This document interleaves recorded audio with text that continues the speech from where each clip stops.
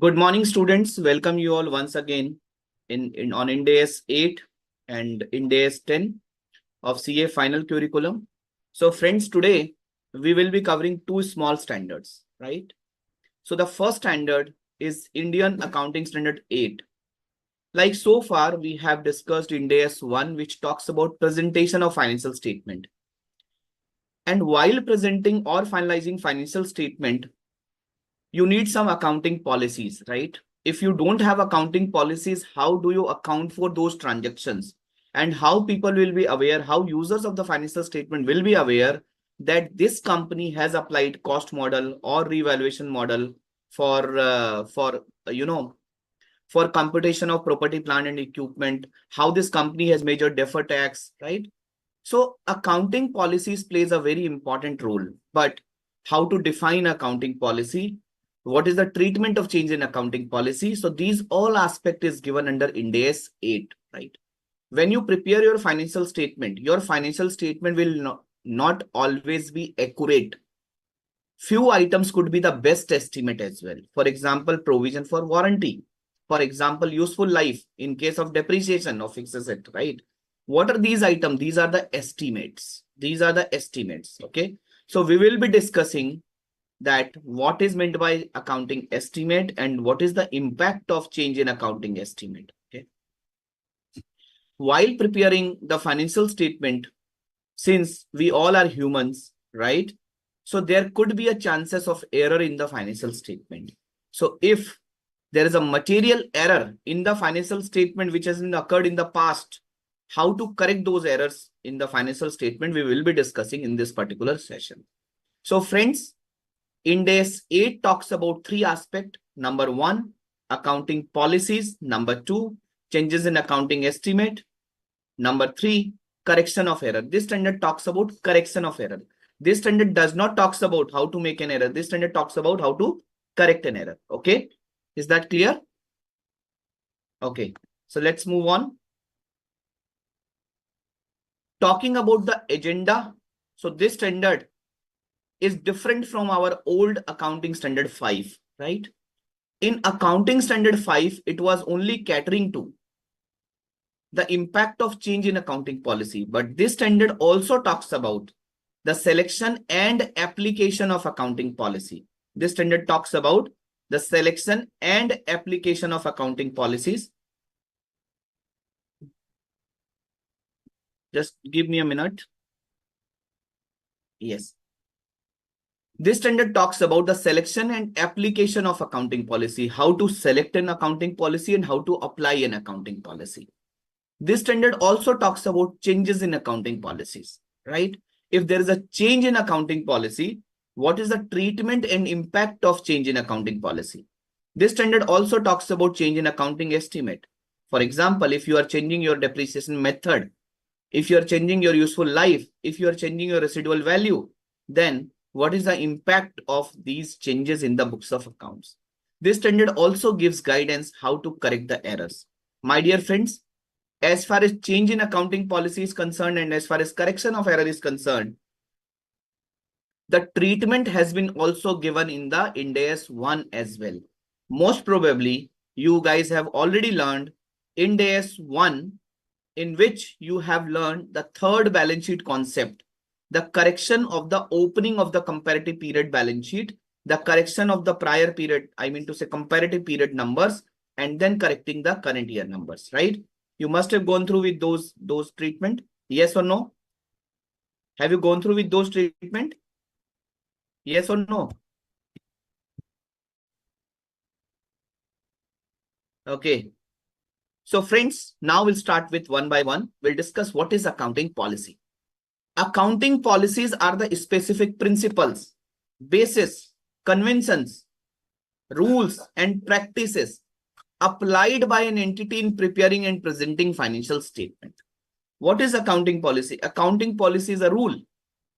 Accounting policy is a basis, conventions, principles, practices, which is applied by the entity in preparation and presentation of financial statement. In preparation and presentation of financial statement. Okay. So friends, I'll give some example and then you will be able to understand the meaning of accounting policy. PP is initially measured at cost.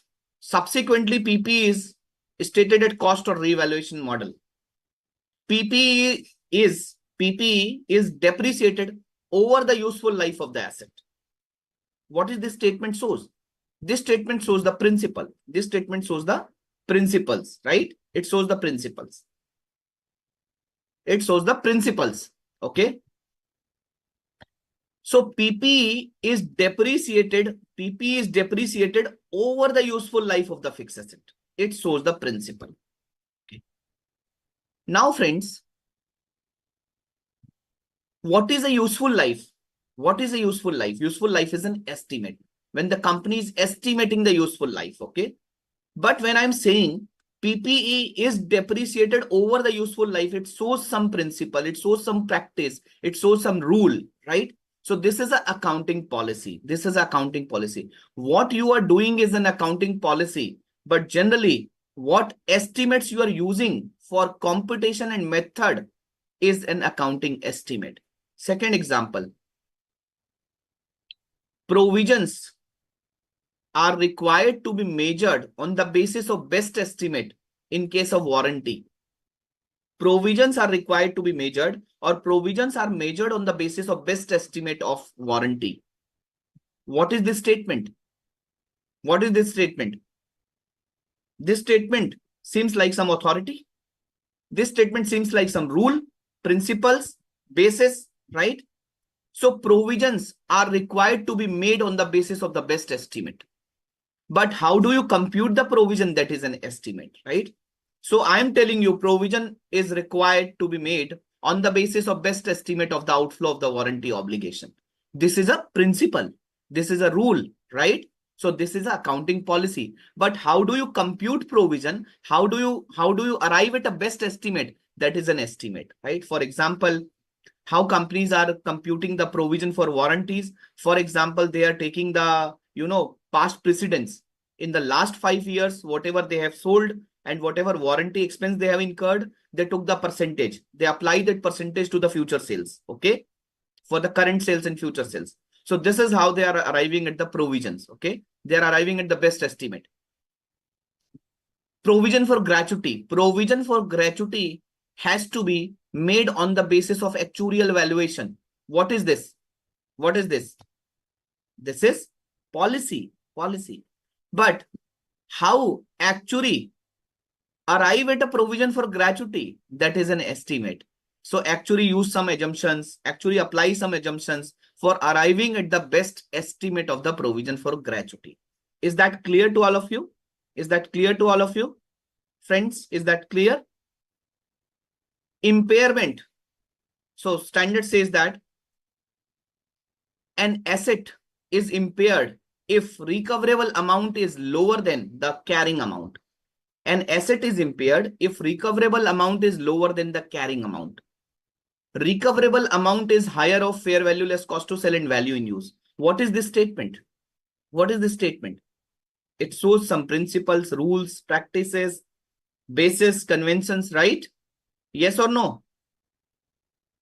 So it shows some rules, okay? Recoverable amount is higher of fair value less cost to sell and value in use.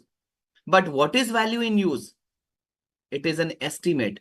The formula of value in use is present value of estimated future cash flows. Means you have to estimate future cash flows and you have to estimate the discount rate as well. Okay. So friends, computation of fair value less cost to sell and computation of value in use is an estimate. But the statement recoverable amount is higher of fair value less cost to sell and value in use. So this is an accounting policy. Means if you have to compute the recoverable amount, you have to compute the fair value less cost to sell and value in use. But how do you compute? That is an estimate. Okay. Is that clear? Friends, are you able to clear about accounting policy and accounting estimate? This is not a new aspect. Since you guys are also pursuing your articleship and you have seen the financial statement, you must have seen the accounting policies in the notes to accounts where the company writes that how the company has given a treatment of a particular item in the financial statement, right? Is that clear? Yes or no? I need at least 10 yes. If it is no, I would be happy to repeat it.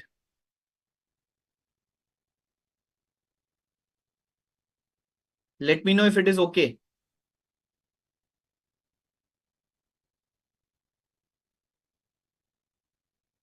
Okay, understood. Let's move on. Friends, we understood the meaning of accounting policies, right? So accounting policies gives you the rules. How do you account for those transactions? For example, PP is initially measured at cost. Then it is required to be depreciated. Subsequently, it has to be stated at cost or revaluation. These all are the rules, principles, practices, right? But how do you compute the depreciation? That is an estimate. Because you are estimating useful life, you are estimating residual value, correct? And then you are computing depreciation. Now, the next question is, how do you select an accounting policies? For example, Nisha is an article in some CA firm. So she went for an audit, okay? And the CFO told Nisha that, Nisha, I want you to prepare accounting policy, draft an accounting policy on intangible asset, okay? How will she draft the accounting policy on intangible asset?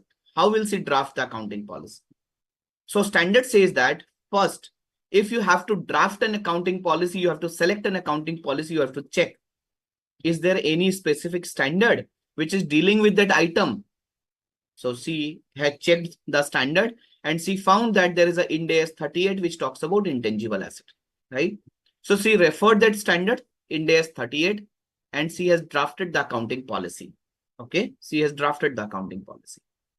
So she has drafted that how this intangible asset is going to be measured, how this intangible asset is going to be amortized, impaired, subsequently measured, disposed of.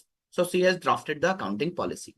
So standard says that if you have to select an accounting policy, first you need to check whether there is any appropriate Ind AS which deals specifically with the transaction, event, or situation. But what happens if there is no particular Ind AS which dealing with that particular situation, event, or transaction? In that case, standard says that if no specific Ind AS is available, then you have to apply the judgment in finalizing the accounting policy, which results in relevant and reliable information. Then you have to apply a judgment. Which judgment? High Court, Supreme Court judgment? Answer is no. Dimag. You have to apply your brain. You have to apply your professional judgment. You have to apply your mind in finalization of accounting policy. And while applying your brain, while applying your professional judgment, you have to apply the following sources for finalizing an accounting policy. You have to apply the following sources for finalizing an accounting policy. Source number one, standard says that if a particular accounting standard is not there, Ind AS is not there, accounting standard means Ind AS is not there, then you need to check whether similar Ind AS is there. Okay, whether similar Ind AS is there. For example, cryptocurrency. Okay, one has to do the accounting of cryptocurrency. Okay, but there is no accounting standard on cryptocurrency. Okay, in that case,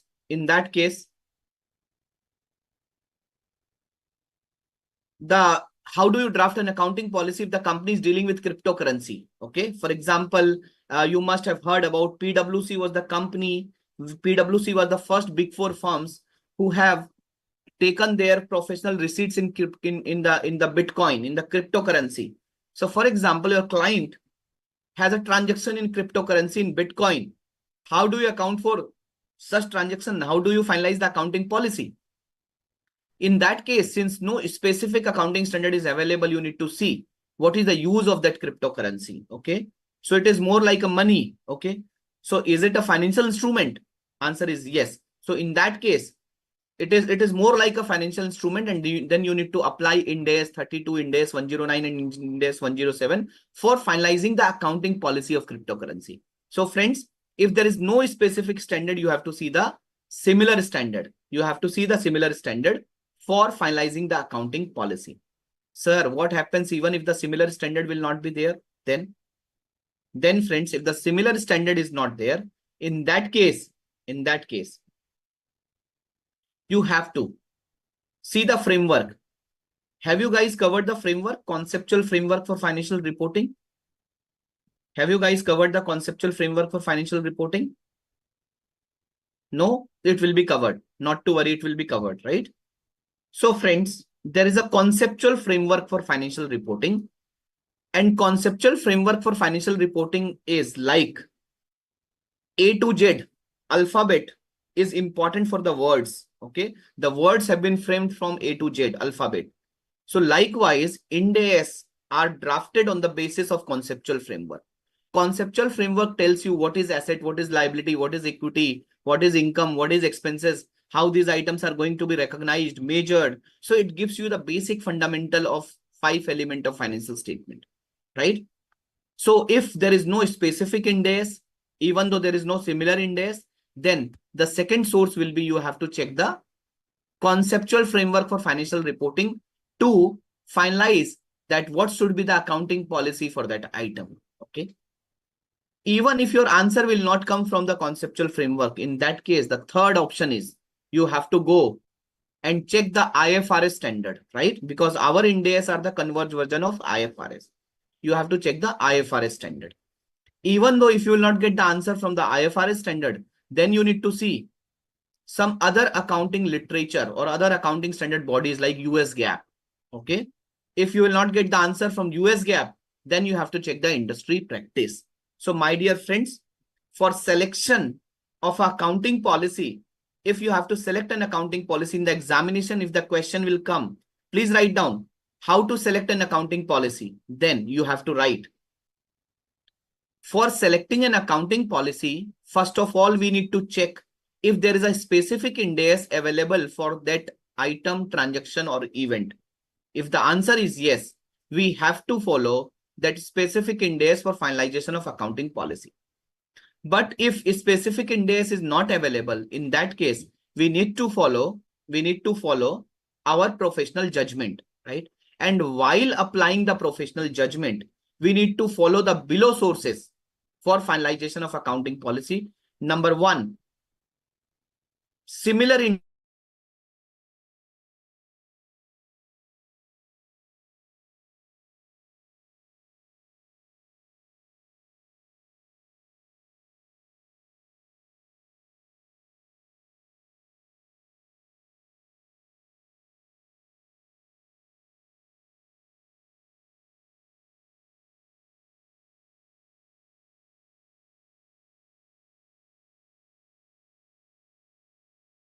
that clear?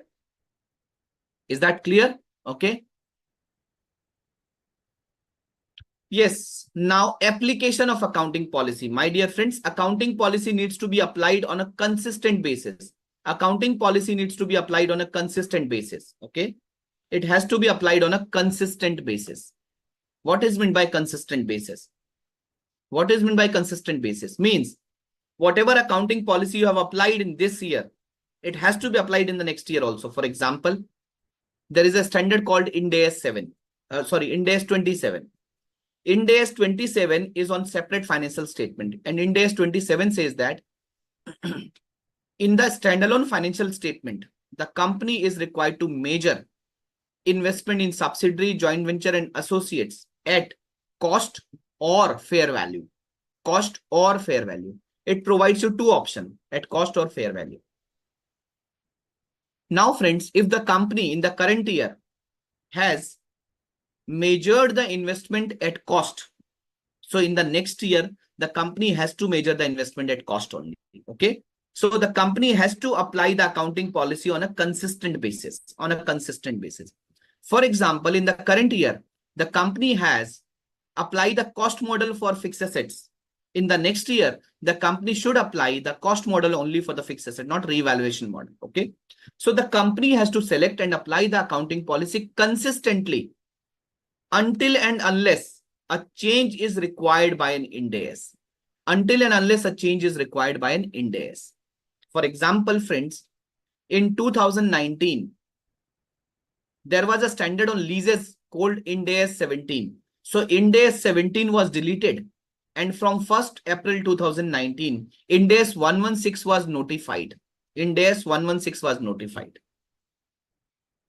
And friends, when this Ind AS 116 was notified, it has changed the entire gamut of accounting for lessees. But since the standard had changed, right, and it was notified by Ministry of Corporate Affairs, so every company has changed their accounting policy. Every company have changed their accounting and reporting for the leases by the lessees. Okay. So why? But because it is required by an Ind AS. Second, the entity can change an accounting policy if the change will impact more reliable and more relevant information. If the change will be impacting in more reliable and more relevant information, right? More reliable and more relevant information. For example, friends, the company was applying the revaluation model for the purpose of revaluation of property, plant and equipment. For the purpose of measurement of property, plant and equipment, the company has opted for revaluation model as its accounting policy. The market is highly volatile.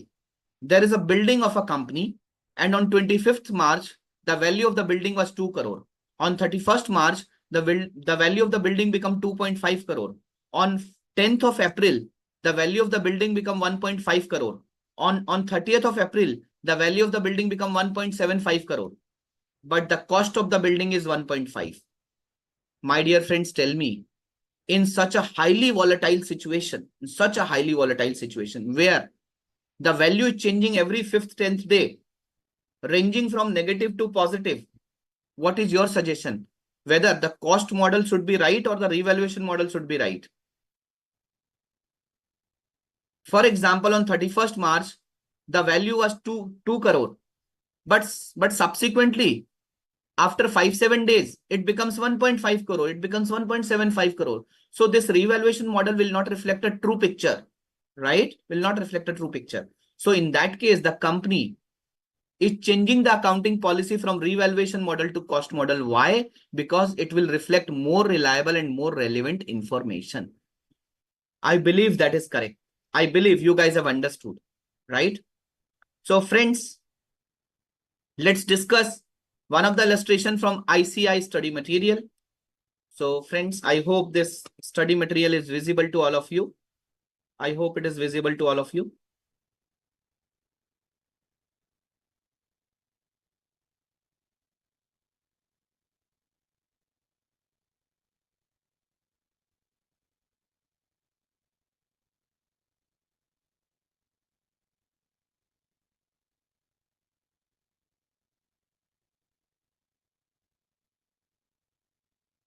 Yes, question number 1. Whether study material is visible? Is it visible now? Yes, question number 1. Can an entity voluntarily change one or more of its accounting policies? I have told you that the entity has to apply accounting policy on a consistent basis until and unless a change is required in 2 situations. Situation number 1, if the change is required by an Ind AS, I mean to say new Ind AS have come or some amendment has been come. Okay. So in that case, the entity has to change an accounting policy. Number 2, the change is required if the change is important for providing the more relevant and more reliable information, right? Like in my last example, we have changed the accounting policy from revaluation to cost model. Why? Because it was reflecting more reliable and more relevant information. So the question is, the change is not required by an Ind AS. Can an entity voluntarily change one or more of its accounting policy? Answer is yes. So my dear friends, first you need to write a change in an accounting policy. A change in an accounting policy can be made only if the change is required or permitted by Ind AS 8, right? And what are the situation? So it says that a change will be required.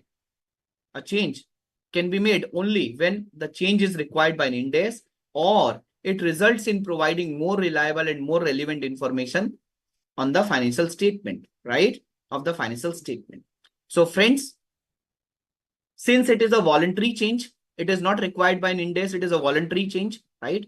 So if the change is reflecting more reliable and more relevant information, in that case, the entity can voluntarily change its accounting policy. The entity can voluntarily change its accounting policy, right?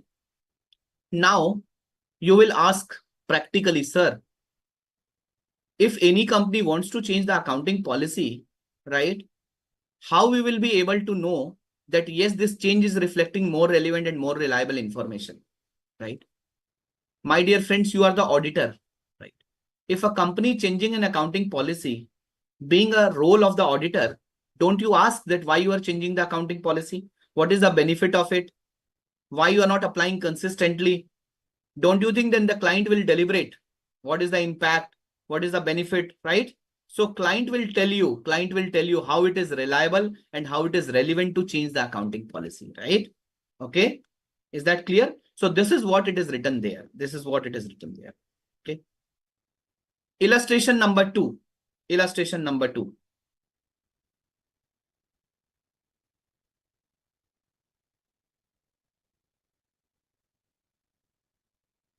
So friends, I'll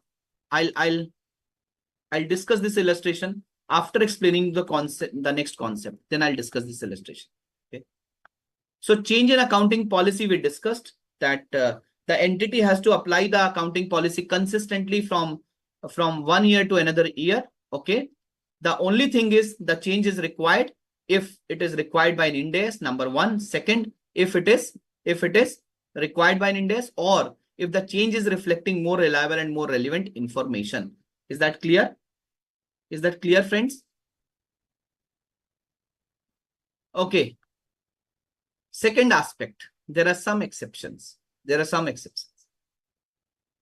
There are 2 exceptions where even though you are changing your accounting policy, but it will not be considered as a change in accounting policy. But it will not be considered as a change in accounting policy. Situation number 1. If there is a different economic condition or new event or condition. If there is a different economic condition or new event or condition. Means, for example, the company was using a building for its business purposes. The company was using its building for the business purposes. Okay. The company was using building for the business purposes. What is the nature of this building? What is the nature of this building? Is it a property, plant and equipment or investment property? What is the nature of this building? It is a property, plant and equipment. Very good. It is a PPE.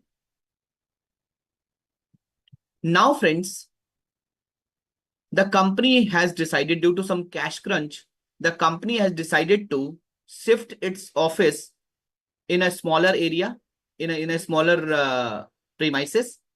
And the company has decided to let out this building for the purpose of earning rentals, right? So the substance has been changed. The economic condition has been changed. There is a new event where the company wants to earn rental from that property, and company wants to shift in some other location.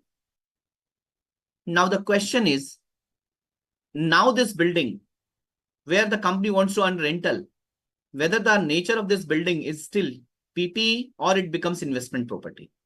So many of you have not aware about the investment property standard. Let me tell you, this will become investment property, right? This will become investment property. Okay. So friends, you will read investment property standard, but let me tell you, this will become investment property. There is a separate standard on investment property in Ind AS 40. Okay. So earlier it was property, plant and equipment. The accounting was as per Ind AS 16. The accounting policy is from Ind AS 16. Now it become investment property. The accounting policy or accounting will be from Ind AS 40. So the accounting policy has been changed. But whether this will be considered as a change in accounting policy? Whether this will be considered as a change in accounting policy? Answer is no. Why? Standard says that if change is due to different economic condition, new event or circumstances or such situation, in that case, this will not be considered as a change in accounting policy. this will not be considered as a change in accounting policies, right? Or previously immaterial effects. Previously immaterial effects means Sumit. Sumit is pursuing articleship from one of the renowned CA firm, for example. So Sumit was doing audit of a listed company. The listed company was a big billion-dollar company, and they have purchased intangible asset, which is Tally software, in financial year 22-23 for rupees 50,000. The company's revenue is in crores, thousands of crores. They are doing rounding off in millions and crores. They are doing rounding off in millions. Okay. So friends, the value of Tally software was only 50,000 rupees. The company has expensed off that 50,000 rupees Tally software while it was intangible asset, but the company had charged off this to expense in the P&L because the amount was immaterial. Okay. The amount was immaterial and that was okay. But now in the next year, the company has acquired another intangible asset, which is like a ERP software. ERP software. Okay. Or SAP. Now, the value of ERP or SAP is around 5 crore. My question will be, last year, the intangible asset was charged to the P&L as an expense. Now, this intangible asset is required to be capitalized. Okay. So the company has changed the accounting policy. Earlier, the company was charging intangible asset to the P&L. Now the company is capitalizing. Whether this will be considered as a change in accounting policy? Answer is no. Why? Because earlier it was immaterial. Now this transaction or event become material, right? So previously, if that transaction, event or condition was immaterial, but now it become material, in that case, the change in accounting policy will not be considered as a change in accounting policy from the perspective of Ind AS 8. Sir, what happens if you will consider this as a change in accounting policy? Friends, have you attended the session on Ind AS 1? Have you attended the session on Ind AS 1? Yes. Have you heard about the third balance sheet concept? Opening of the comparative period balance sheet? Yes, Nisha? I need at least 10 confirmation. Have you heard about whenever there is a change in accounting policy, whenever there is a correction of material prior period error, and whenever there is a reclassification, restatement, in that case, comparative needs to be restated. Opening of the comparative balance sheet needs to be prepared. Have you heard about those aspects? Yes. So friends, if you will consider that as a change in accounting policy, in that case, your comparative numbers should be restated. Third balance sheet, opening of the comparative period balance sheet needs to be prepared. Okay. All those aspects needs to be captured. It's a humongous task. There are a lot of disclosures as well. Okay. Is that clear? So friends, now I'm going back to my study material. And now I'm coming back to illustration number 2. Illustration number 2. Okay. Yes. So friends, illustration number 2 is entity ABC. I hope my study material is visible to all of you. I hope it is visible to all of you. Can anyone confirm if the study material is visible? Yes.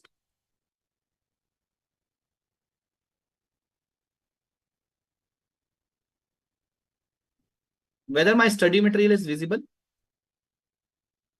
Okay. Entity ABC acquired a building for its administrative purposes,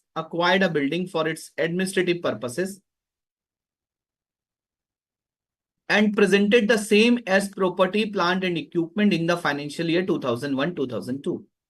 Okay.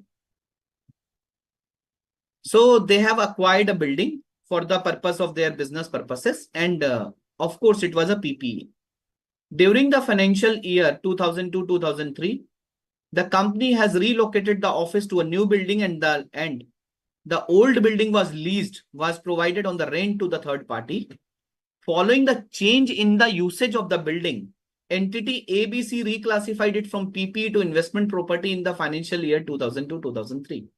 Sir, this was the same example which you have taken. Should entity ABC account for the change as a change in accounting policy? Friends, what is your answer? What is your answer? What is your answer? Whether this will be considered as a change in accounting policy, friends, you have to write that earlier the use was for the business purposes and hence it was meeting the definition of property, plant and equipment. But now the use is to earning rentals and hence it is meeting the definition of investment property. So the substance of the transaction has been changed. There is a new event or condition and hence the company has to change the accounting policy from Ind AS 16 to Ind AS 40. I mean to say from PPE to investment property. But this change will not be considered as a change in accounting policy from the perspective of application of Ind AS 8. This change will not be considered as a change in accounting policy, right? Because this is not an accounting policy choice. This you are required to apply. This is not accounting policy choice. Okay. This is something which is arising out of the actual event or condition. This is not you are choosing. Okay. Since you have given the property on a rental basis, that is why you are supposed to apply this. You are subjected to apply this. Is that clear? Whether illustration number 2 is clear to all of you?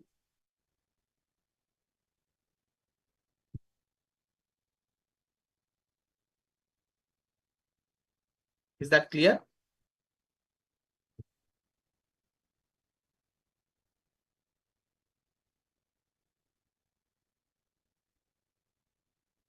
Yes. Disclosure I'll cover. Not to worry. So I have not reached to the disclosure. Ayush is asking, sir, I understood if something is immaterial, it's fine to not to treat it as a change in accounting policy, but why a change in economic condition is not treated as a change in accounting policy? As we have changed the policy only because of changed condition.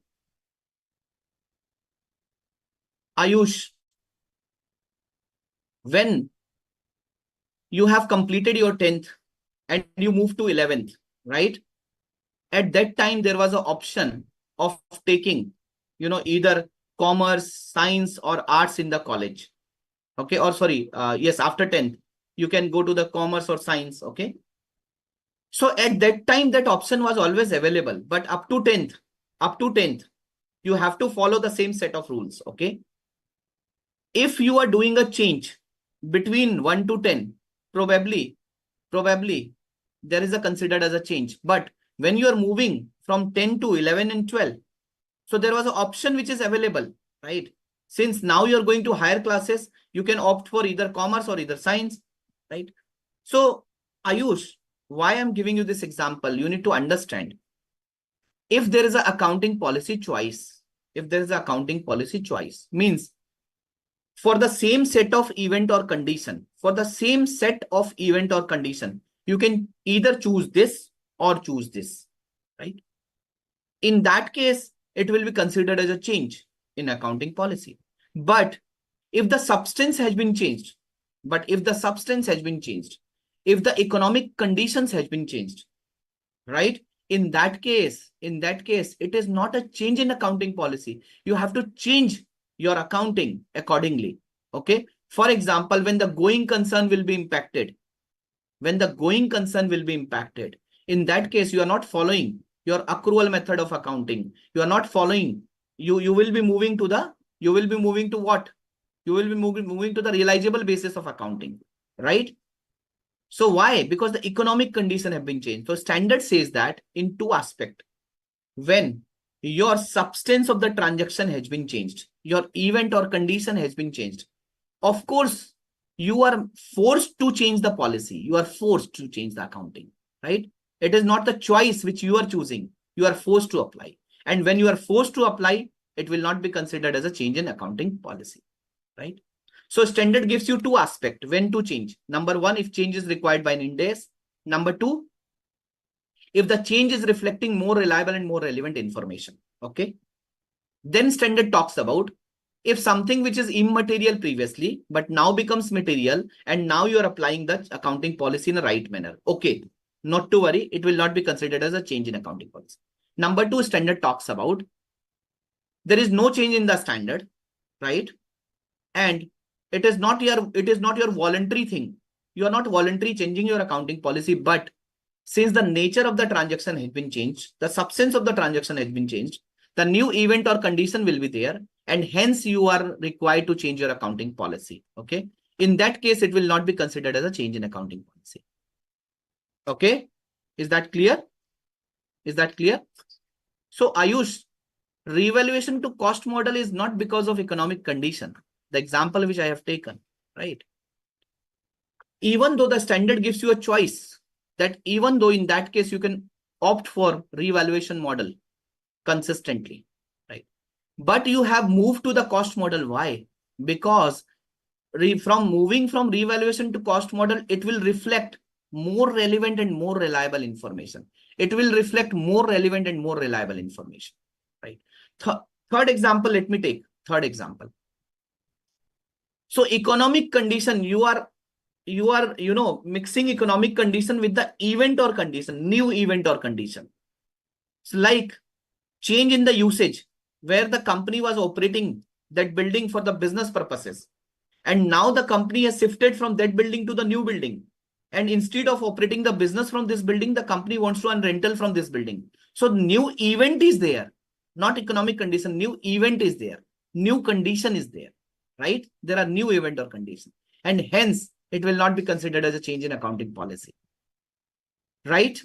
So in my earlier example, that was considered as an accounting policy. Why? Because first of all, there was a choice. It was still a property, plant and equipment. You can opt for revaluation model also. But since you have changed, why you have changed from revaluation to cost model? Because it is reflecting more reliable and more relevant information, because the market is very volatile. Okay. Is that clear? Is that clear? So if there is an accounting policy choice and then you are changing, it will be considered as a change in accounting policy. But there is no accounting policy choice, but you are forced to change your accounting policy. Why? Because there is a change in event or condition. Okay. Or there is a change in substance of the transaction, nature of the transaction. In that case, it will be kind of a application of a new Ind AS, application of a different Indian accounting standard. It is not a change in accounting standard. Okay. Yes, you're right, Ayush. It's more like a mandatory change or voluntary change. Okay. Right. So friends, we have covered 2 illustrations so far. Okay. Illustration number 3. Whether change in functional currency of an entity represent a change in accounting policy. Friends, you will read the concept of functional currency when you will discuss, when you will learn Ind AS 21, the foreign exchange standard. And let me tell you what is meant by functional currency. Functional currency is a currency of primary economic environment, right? For example, you are an Indian company, but your major business is in USA. Your major revenue is in US dollar. Your major expense is in US dollar. In that case, US dollar will become your functional currency. Okay. US dollar will become your functional currency. I'm not teaching you Ind AS 21 right now. I'm just giving you the context of functional currency so that you will be able to understand this illustration. Okay. Next year, so the company, last year, the company was doing the business in USA. Okay. And hence US dollar was the functional currency. This year, the company has shifted its major operations from US to Europe. US to Europe. Now, the company's major revenue and major expenses is in euro. So friends, going by the definition of functional currency in Ind AS 21, now my euro will become the functional currency. So friends, last year, my functional currency was US dollar. This year, my functional currency is euro. My question is whether the change in functional currency will be considered as a change in accounting policy. Nisha is saying not a change in policy. What about others? Friends, I told you that the application of an accounting policy for transaction, other event or condition that differ in substance from those previously occurring are not changes in accounting policy. Tell me why. Why the functional currency has been shifted from US dollar to euro? Because the company's major operations have been shifted, right? So the substance, the nature of the operation has been changed. And that is why the functional currency has been changed, right? And friends, hence, it will not be considered as a change in accounting policy. Another illustration, while it is not there in the study material, but let me ask. If there is a change in presentation currency, there is a concept of presentation currency also, right? The company is an Indian company. The company major business is in USA in the last year. In the current year, the company major business is still US dollar. But the company is free to choose the presentation currency in which the company will present the financial statement. Last year, the company has applied US dollar as a presentation currency. Now, this year, the company wants to apply INR as a presentation currency. Friends, whether change in presentation currency will be considered as a change in accounting policy? Answer is yes, it will be considered as a change in accounting policy. It's kind of a voluntary change. There is no change in substance. There is no change in condition or event. The company has opted for INR now. Okay. So friends, so far we have covered 5-6 examples and 3 illustrations from ICAI study material, including presentation currency example also. Right? Okay.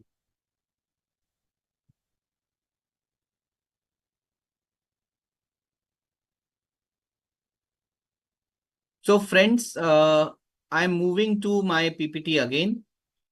Now, sir, how to apply a change in accounting policy? Friends, if an accounting policy is changing, in that case, you have to ask 2 questions. Question number 1, whether the change is required by an Ind AS, if there is a new Ind AS, right? If there is a new Ind AS, okay? In that case, you have to check whether initial application of Ind AS provide transitional provision. So friends, nowadays, whenever a new standard comes, it comes with a transition provision, right?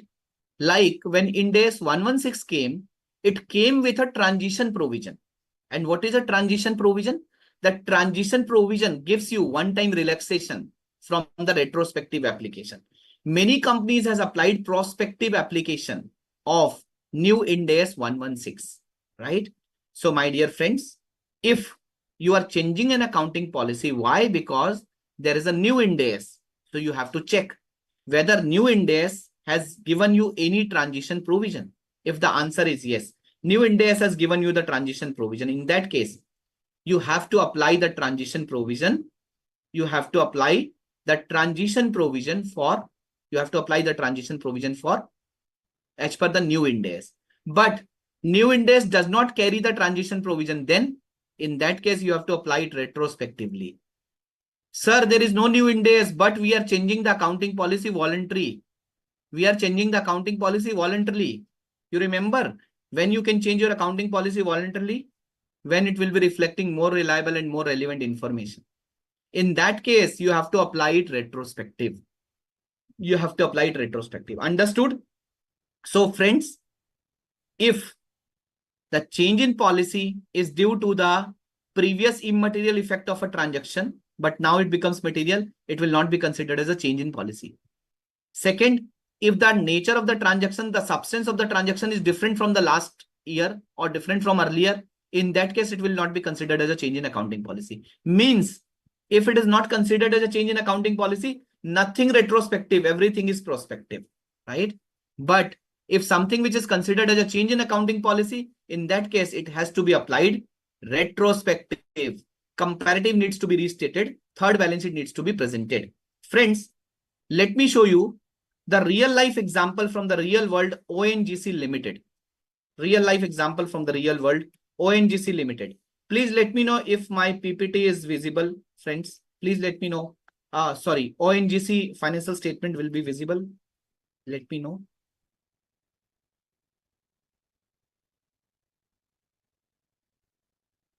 Friends, I hope this ONGC balance sheet is visible.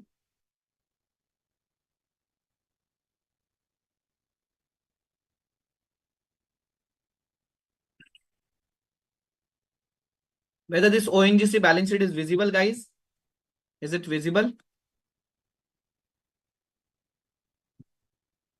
This is the annual report of ONGC Limited for the financial year 1920. Okay. As per Ind AS 1, there is always 1 year comparative which is required. Can you see this balance sheet?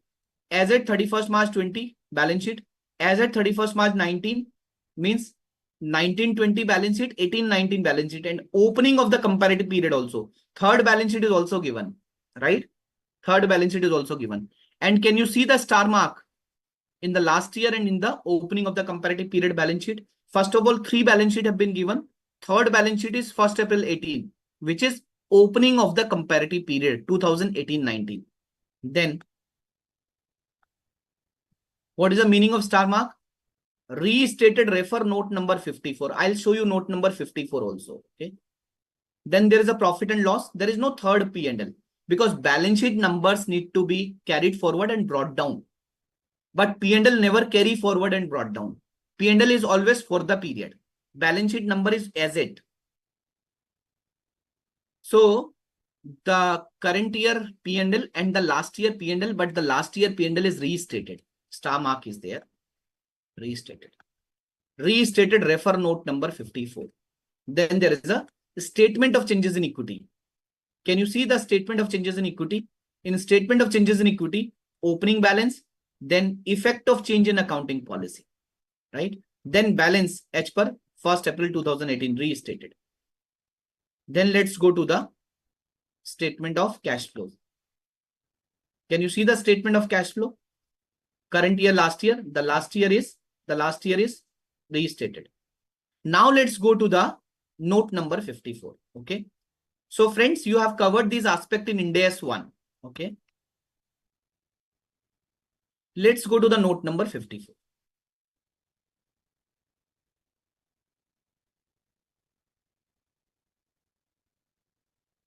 See note number 54.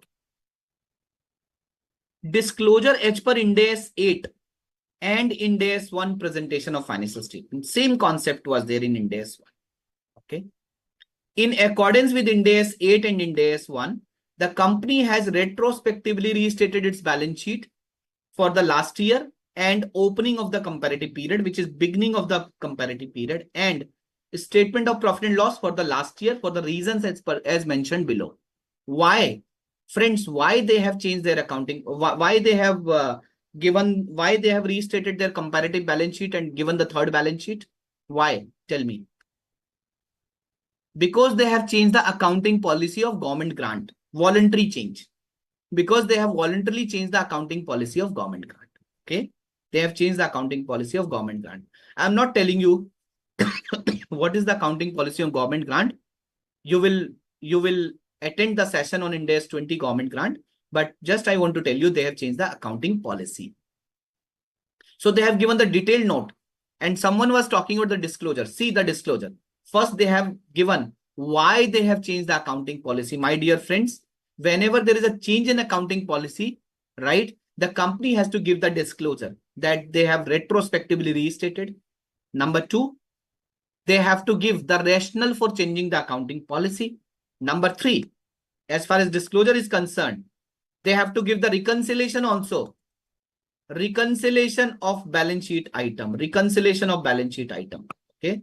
Reconciliation of balance sheet item. Friends, last year balance sheet, because they have restated the last year number, but whatever number they have reported in the last year, so as previously reported, then adjustment of change in accounting policy and then restated, which is in the current year financial statement, the comparative number of current year financial statement. Likewise, they have given for the 1st April 18 also. 31st March 18, previously reported number, adjustment, and the restated number on 1st April 2018. Right? And for every change, they have explained with the help of the note referencing also.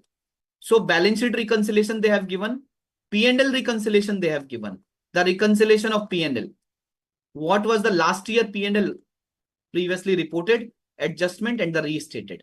And they have explained the note references also with the help of note references, and the basic and diluted earning per share, whatever is the change in the basic and diluted earning per share, they have also disclosed this change. Okay. Then reconciliation of statement of cash flow for the last year. Or reconciliation is only required for the last year. Current year, no reconciliation. Why? Current year financial statement are presenting for the first time. Last year financial numbers have already presented in the last year. Understood? Okay. So previously reported, adjustment restated, and the note references. And friends, you can see they have given the notes. They have explained the every change in the numbers. They have explained the every change in the numbers. So these are the disclosure which is required. Okay. So friends, this is the annual report of Maharatan Company, ONGC Limited, a big public sector undertaking, a big listed company. I believe you guys have understood, you guys have enjoyed this real life disclosure on change in accounting policy. The same disclosure will be there for the correction of error as well. Right? Is that clear? So for all changes in accounting policy, disclose nature of change, as I shown you that why that accounting policy has been changed, amount of adjustments to all financial statement item, earning per share and prior period. If judged impracticable to apply retrospectively, explain why and how it is going to be disclosed. Friends, this change in accounting policy,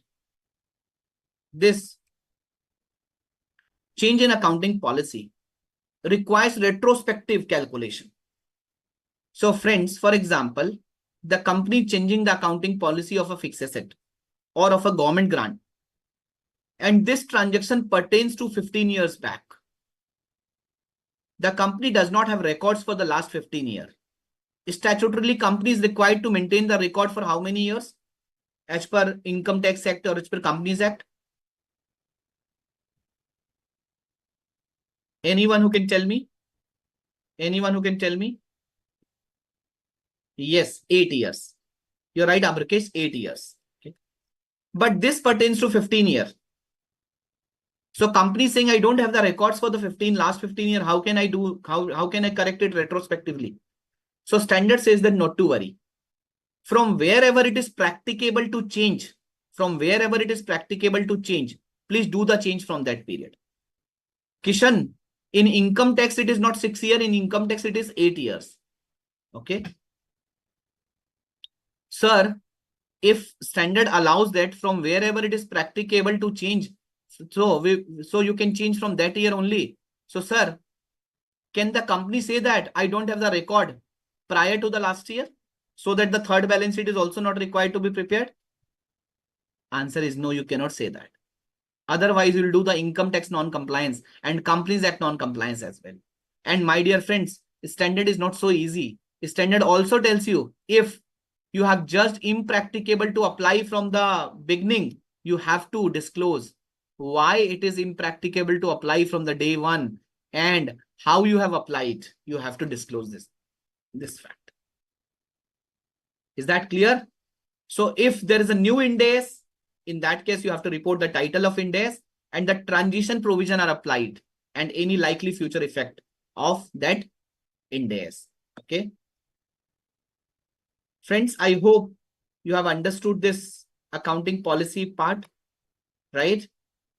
That how to select an accounting policy, how to change an accounting policy. I believe you guys have understood this part, accounting policy part. Yes or no? Yes. Now let me take you to the another illustration. So let me take you to the another illustration. Now I am discussing illustration number 4.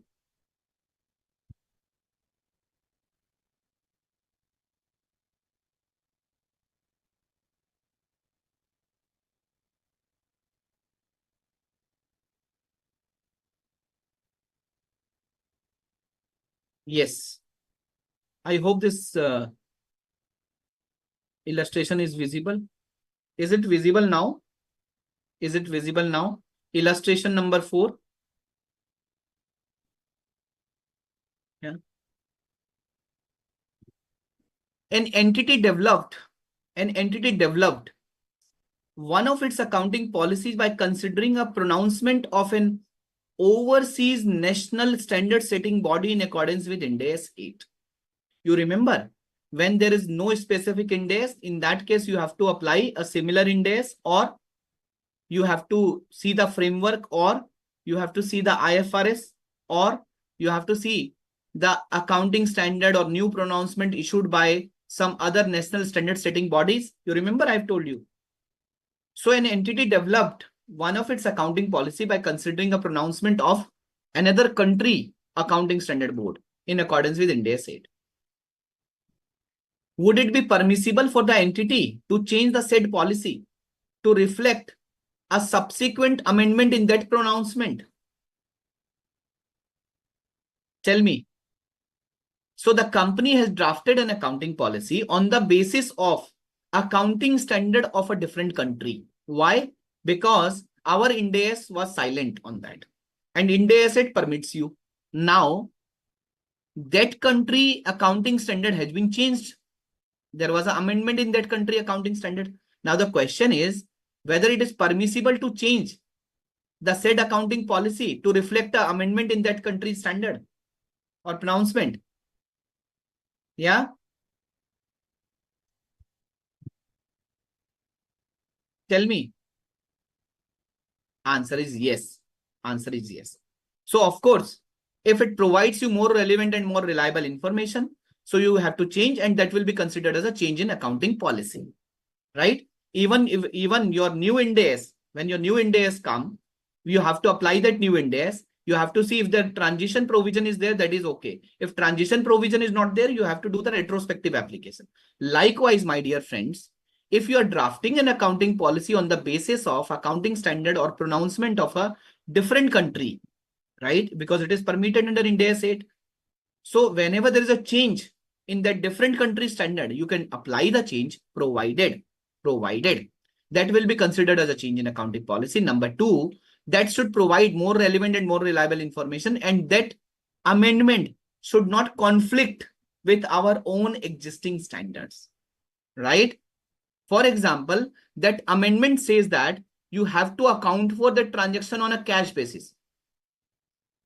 But our Companies Act says that, our Ind AS 1 says that you have to apply your accounting, you have to recognize your transaction on an accrual basis until and unless it is a accounts which are preparing on a liquidation basis.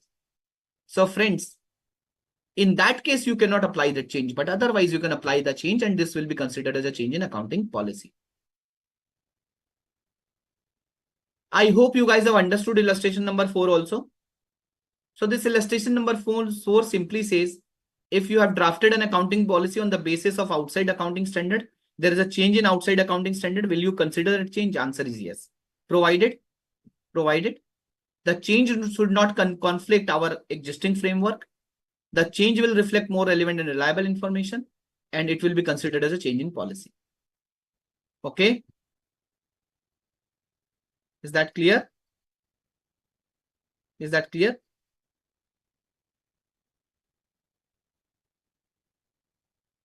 I hope it is clear to everyone, friends. Now let me see illustration number 5. Whether an entity can change its accounting policy of subsequent measurement of PP from revaluation model to cost model. Tell me. So an entity shall apply the accounting policy consistently from one period to another until and unless the change is required due to the change in an Ind AS. Second, what is second? The change is reflecting more relevant and more reliable information. The change is reflecting more relevant and more reliable information, right? In these two circumstances, the company can change an accounting policy. If the standard is not getting changed, but the change is reflecting more relevant and more reliable information, in that case, the company can change an accounting policy. Another example, let me tell you. For example, which is given in the study material also. So illustration number 5.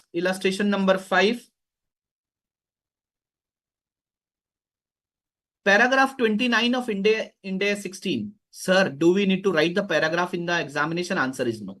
You're not required to write any paragraph. And please don't write the wrong paragraph.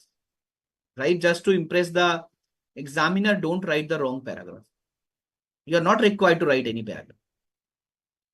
Paragraph 29 of Ind AS 16 provides that an entity shall choose either the cost model or the revaluation model as its accounting policy for subsequent measurement of an entire class of PPE. This is PPE standard. A change from revaluation model to cost model for a class of PP can be made only if it meets the condition specified in Ind AS 8 para 14b. What is 14b? This change will reflect more reliable and more relevant information. Okay.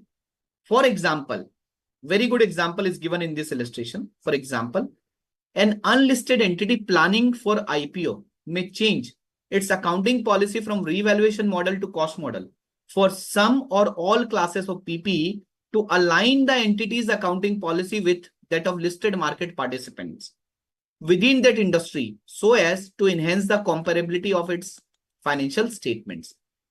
So the company was an unlisted company. The company was opted for revaluation model.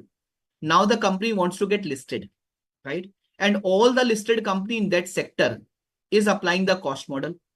So for the sake of enhancing the comparability, the company wants to move from revaluation to cost model. So it can be done. Why? Because it is reflecting more relevant and more reliable information. Comparability will be enhanced, right? So in that case, it can be changed from revaluation to cost. And of course, it will be considered as a change in accounting policy because the economic conditions are not changing. The PP is still the PPE only. PP is still the PPE. The only thing is the company has gone for IPO, and just to enhance the comparability within all the industry in the same sector, the company wants to change the revaluation to cost, right? So friends, with the layman language examples and the other examples, I've also covered all the 5 illustrations so far for the accounting policy stuff, right? The disclosure part we have already covered, right? So that is what which is written here. So let me see if there is any other illustration. Illustration number 6 on accounting policy. Whether an entity is required to disclose the impact of any new Ind AS which is issued but not yet effective in its financial statement is for Ind AS 8. What is your answer? What is your answer?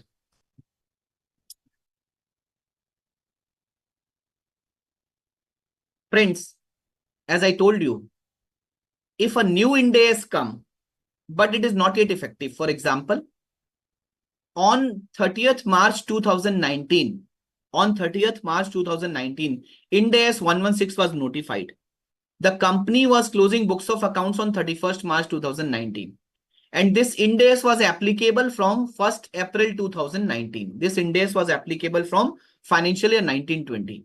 Ind AS 8 says that if a new Ind AS came and it is not effective as of now, so in your notes to financial statement, first you have to provide the standard issued but not yet effective, the detail of the standard issued but not yet effective, right? Title of the standard, name of the standard. Number 2, you have to provide the estimated impact of the new Ind AS on your company, right? That what is the estimated impact on your company? If the company is not able to assess the impact, the company should write that the company at the current point of time, the company has not been able to evaluate or assess the impact of the new standard, and the company is in the process of assessing the impact. But to cut the long story short, you have to give the title of new Ind AS, you have to give the name of new Ind AS, name and number of new Ind AS, and you have to give the impact of the new Ind AS, likely future impact of the new Ind AS on your company. Okay? Correct? Is that correct? So friends, we have covered the accounting policy part. This was the biggest part. This was the major part, right? So now we are moving to accounting estimate. We are moving to accounting estimate. This is a very simple part. Change in accounting estimate. Okay. What is meant by accounting estimate? Can you give me the examples of accounting estimate? I need one example from everyone. I can see there are 17, 18 students. I need one example from everyone.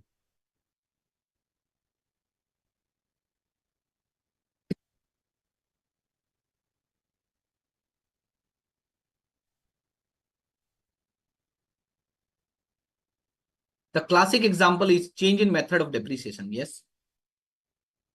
Provision for bad debt, provision for gratuity, provision for leave encashment, present value calculation, estimation of future cash flows, computation of net realizable value, NRV, estimated sale price, estimated cost of completion, right?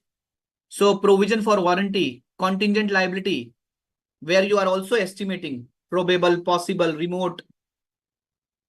These are the example of accounting estimate. So accounting estimate are monetary amount in the financial statement that are subject to measurement uncertainty, right? You are computing provision for gratuity, okay? So this is the monetary amount in the financial statement, but this is always subject to measurement uncertainty, right? If there is 100 crore of provision for gratuity, it does not mean it is the actual amount. It is the best estimate, right? And it is subject to change. It is subject to change. Okay. For example, the actuarial has taken the attrition rate of 20%. Means out of 100, 20 employee will leave the company in the next year. Whether, now the question is whether next year only 20 employee will go. It could be 18. It could be 22. It could be 15. It could be 30. It could be any number. It could be any number. Right? So friends, the point is, this amount as an asset and liability in the financial statement is always subject to measurement uncertainty. Right? So this is the meaning of accounting estimate. Accounting policy was the rule, principle, basis, convention, practice, which is applied by the entity. Okay? Which is applied by the entity. For example, your accounting policy says that recoverable amount will be higher of fair value less cost to sell and value in use. When you compute value in use, it is present value of estimated future cash flows. Now future cash flows are subject to change.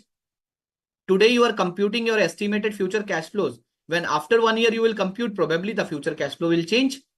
Okay. So this is the meaning of accounting estimate. You all are aware of. Bad debt, useful life, residual value, warranty obligation, inventory obsolescence, fair value, financial asset or liability.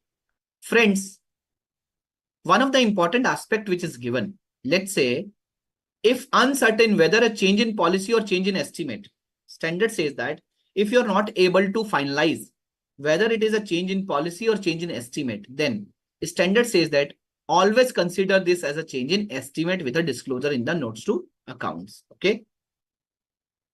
Sir, what is the treatment of change in accounting estimate? Please tell me, what is the treatment of change in accounting estimate? Please tell me the treatment of change in accounting estimate.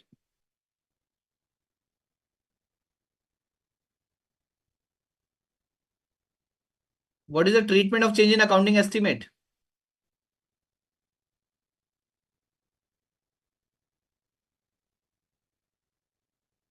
Retrospective, third balance sheet, or prospective? Retrospective or prospective? It will always be prospective. It is not retrospective. It is always be prospective. It is always be prospective. Only prospective. Okay. For example, if a company changing a depreciation method or a company changing a useful life, in that case, the company has to change the amount in the period in which the company changed the estimate. Let's say the company has purchased a fixed asset for rupees 1 lakh, PPE for rupees 1 lakh. The life was 10 years. In the first year, the company has charged a depreciation of 10,000. Closing depreciation, closing WDV is 90,000. So the remaining WDV is 6. The remaining life is 9 years. But after 1 year, the company has estimated that the remaining life is not 9 years. The remaining life is 6 years only. Had the remaining life be 9 years, what is the current year depreciation? Had the remaining life be 9 years, what is the current year depreciation? 10,000. But since the life is estimated at 6 years, what is the current year depreciation? 15,000. 90,000 divided by 6, 15,000. So friends, prospectively every year the depreciation charge will be 15,000. Okay. So whenever there is a change in estimate, the impact has to be taken in the period in which the estimate has been changed. I hope it is clear to all of you. Is that clear? Is that clear, friends? So one of the real life example is given in the given in the ICAI study material. So let me show you. Standard says that whenever there is a change in estimate, it has to be prospective, number one. Number two, the company has to give. So this is the Indus Towers Limited financial statement, extract from the Indus Tower Limited annual report. This is the extract from the Indus Tower Limited annual report for the financial year 2021. And you can see the company has given the impact for the current year due to the impact of decrease in depreciation in the current year and the next year. So impact of change in estimate has to be given for the current year and the next year. And the company has written, the company has revised the useful life of PPE and useful life and estimation of ARO and taken the impact prospectively from the date of change. The company has disclosed this fact, right? So friends, this is the disclosure. This is the disclosure. Effect of change in estimate on the current period and in the next year. Correct? So the change in estimate is pretty simple. The change in estimate is pretty simple. Any doubt on the change in estimate? Anything which you want me to discuss in the change in estimate? Friends, I hope you guys are enjoying the session. I hope you guys are able to understand whatever I've explained so far. Yes or no? Yes, no, not applicable.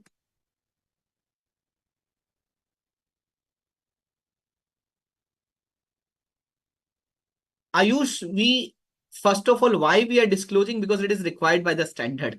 But why it is required by the standard? So that the user will be able to understand, since the company has changed the estimate for the first time. So user want to understand. Let's say the company has changed the impact in the third quarter. It is a listed company. And the company took the impact only for 6 months, for example, right? So in the next year, the impact will be for the full year. So user wants to understand that what is the likely impact on the financial statement for the next year also. It is more from the, it is more from the user perspective. Okay. But to cut a long story short, this is a requirement in Ind AS that you have to give the current year impact as well as future year impact. Okay.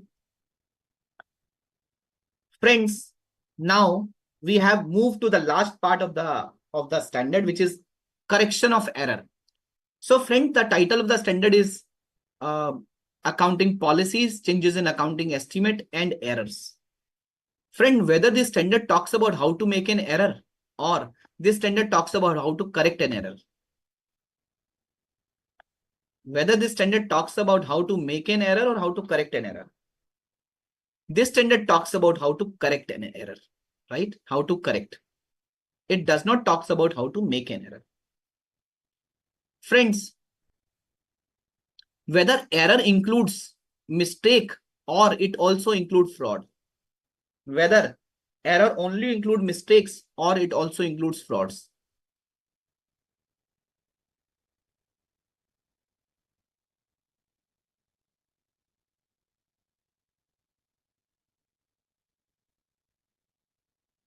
What about others? Students, if you will not interact, if you will not participate, you will not be able to learn, right? So Savita, Abrakesh, Anila, Nisha, I can see only 5, 6 participants have answered. What about others? Ayush. Okay. So friends,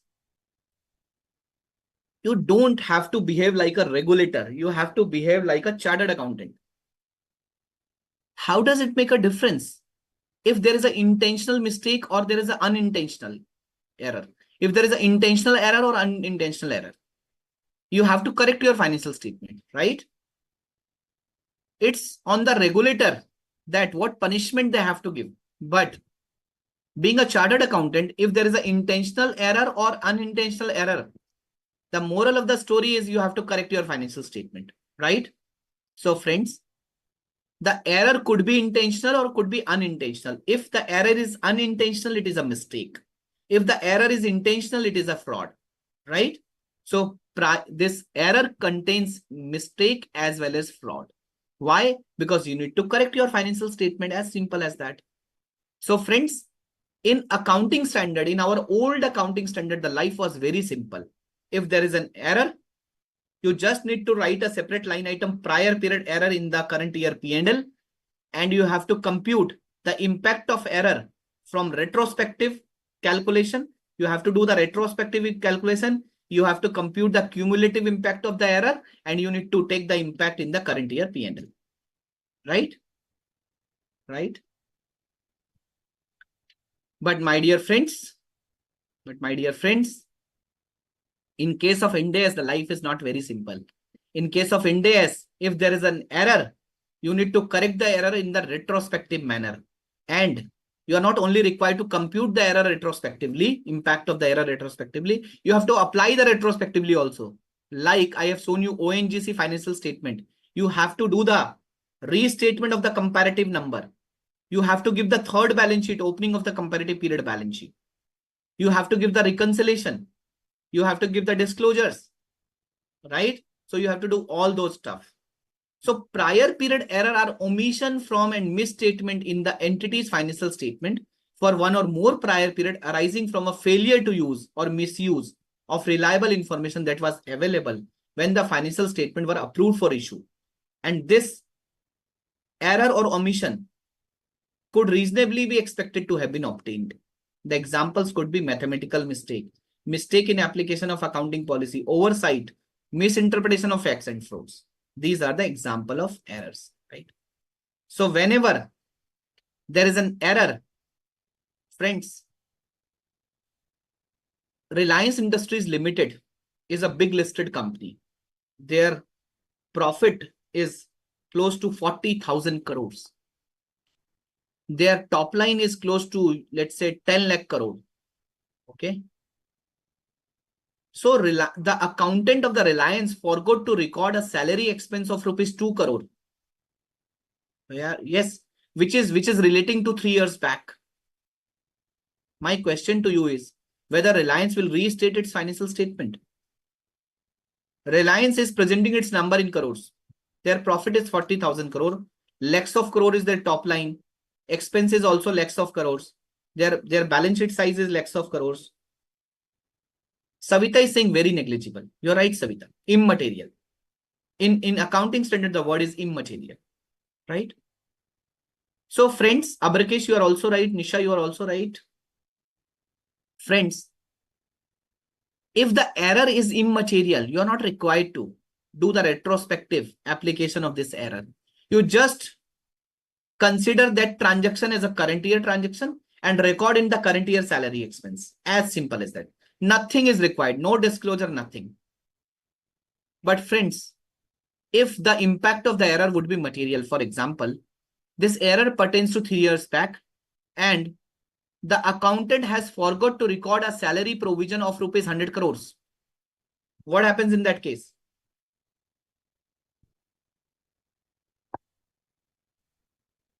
Now this is a material. So comparative number needs to be restated and opening balance sheet needs to be presented, opening of the comparative period. And from the date of the error to the opening balance sheet, opening of the comparative period balance sheet, the cumulative impact needs to be taken. Cumulative impact needs to be taken and adjusted in the opening balance sheet. Right?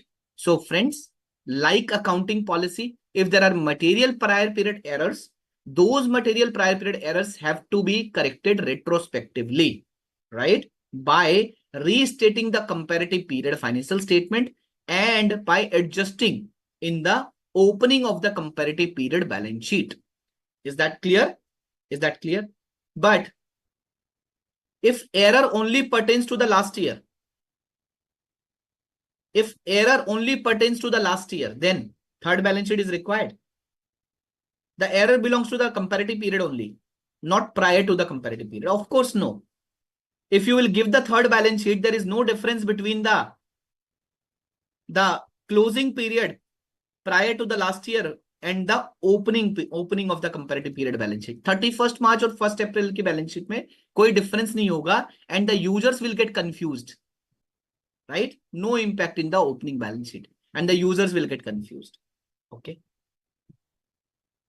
So my dear friends, as per Ind AS 1 and Ind AS 8, third balance sheet, which is opening or date of the comparative period balance sheet, is required whenever there is a change in accounting policy and whenever there is a correction of prior period material errors.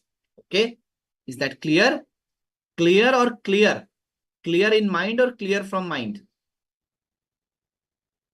One of the student is saying, sir, I have heard that the third balance sheet is also required in case of a transition to Ind AS. Yes, but that requirement is not as per Ind AS 1, not as per Ind AS 8.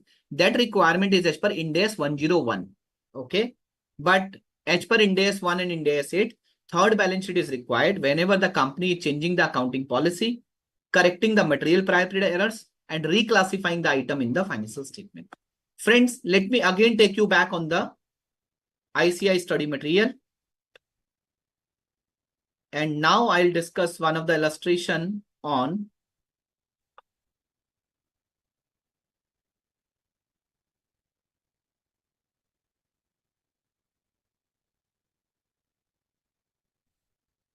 illustration number 8.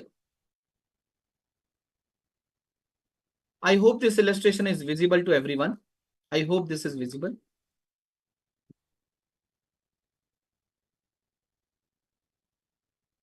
Okay. Illustration number 8. Illustration number 8. An entity has presented certain material liabilities. Certain material liabilities. Illustration number 8. Certain material liabilities as non-current in its financial statement for period up to 31st March 2001, let's say. While preparing annual financial statement for the year ended 31st March X2, right? So there was some material, huge liabilities, and the company has presented it as a non-current, right? In 31st March 20X1, but while preparing the annual financial statement for 20X2, the company discovered that these liabilities should have been classified as current. These liabilities should have been classified as current. So it was a current liability, not a non-current liability. Even in the prior period, the company has disclosed it as a non-current. However, it was current always. The management intends to restate its comparative amount for the prior period presented. The management intends to restate only the comparative amount. Would this reclassification of liabilities from non-current to current in the comparative amount to be considered to be correction of an error under Ind AS 8? Would the entity need to present a third balance sheet? So the question is whether this will be considered as an error. It is a material error. It is written in the question in the first line. Now the question is whether this will be considered as an error under Ind AS 8. Answer is yes. Whether third balance sheet needs to be prepared. Answer is yes. So that the user will be able to understand that the opening balance of the comparative period was also shifted from non-current to current. Okay. Yes. Third balance sheet needs to be prepared. Is that clear? Is that clear? Okay. Sir, do we need to write such a long paragraph in the examination? Answer is no. You have to write to the point. You have to write, this is a material error which was happened in the financial statement, right? Since the company has disclosed the material non-current liability, the company has disclosed the material current liabilities as a non-current liabilities, and hence the company needs to correct these liabilities in the current, these liabilities in the comparative period financial statement as well as opening balance of the comparative period financial statement, right? And hence the company needs to correct this retrospectively, and company has to restate the comparative balance sheet and the opening of the comparative balance sheet. Okay. So you need to write in that. Is that clear? Clear or clear? Is it clear or clear? So friends, I have covered all the illustrations from ICAI study material. So now I'm going back to my PPT again. So friends, again the same thing. Let's say this error pertains to last 20 years, but the company has the record for only 5 years. Then what to do? Standard allows you. Standard says that please correct the error. Please correct the error. Please take the impact of the correction of error from the period from where it is practicable to apply. From where it is practicable to apply. But it does not mean you will say that I don't have the record prior to the last year. Because Companies Act and Income Tax Act talks about minimum 8-year preservation of the records. Okay. Right. Disclosure, same disclosure. Your nature of the prior period error, your balance sheet reconciliation, P&L reconciliation, cash flow reconciliation, right? Explanation of the impact of the error. Okay. And if you have not corrected the error right from the beginning, from which period you have corrected and what was the impact. Okay. So this is what you are required to disclose. Now, friend, this is a summarized view of Ind AS 8. Accounting policy. Accounting policy is a principle, basis, convention, rules, and practices. What is accounting estimate? It is an amount or pattern which results from a new information or development, which is subject to measurement uncertainty. Correction of error result from the failure to use or misuse of the reliable information. Right. What is the accounting treatment of accounting policy? If it is due to new Ind AS, you have to check the new Ind AS. If transition provision is there, follow that. No retrospective change. If voluntary change in accounting policy, the standard gives you accounting policy choice and you have opted for the change in accounding policy, you have to apply it retrospectively. You have to restate the comparative, give the third balance sheet. If there is a change in accounting estimate, it has to be always prospectively. If there is a correction of error, if the impact of the error is material, you have to apply it retrospectively. Example could be accounting policy example, creation of right to use asset and leasehold obligation at present value of lease rental over the lease term. This is like a principle. Estimating discount rate for calculating present value. This is an estimate. Error in calculation of right to use asset and leasehold obligation or forgot to account for escalation in the lease period is like a correction of error. Okay. Difference between Ind AS and ICAI. Ind AS 8 talks about accounting policy change in estimate and correction of error. ICAI AS 5 talks about these aspects. In case of change in accounting policy and correction of error, in ICAI, the impact calculation was retrospective, but the application was prospective, right? In case of Ind AS, the impact calculation was also retrospective and application was also retrospective. There is very less disclosure in ICAI, but in Ind AS, there are detailed disclosure. Okay. So friends, let me see if there are more illustration. Let me cover one or two illustration from Ind AS 8.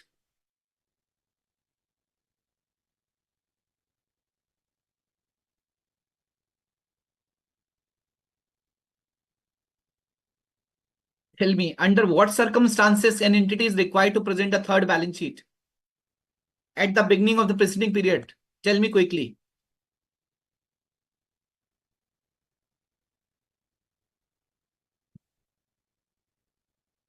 Tell me, there are three situations. What? Whenever there is a change in accounting policy, correction of prior period error and reclassification of the item in the financial statement, like non-current to current. Okay. Like non-current to current. So let me give you the second answer. As per paragraph 40A, you remember I told you that this is given in Ind AS 1 of Ind AS 1. Presentation of financial statement, an entity shall present third balance sheet as at the beginning of the preceding period, comparative period, when it applies an accounting policy retrospectively, right?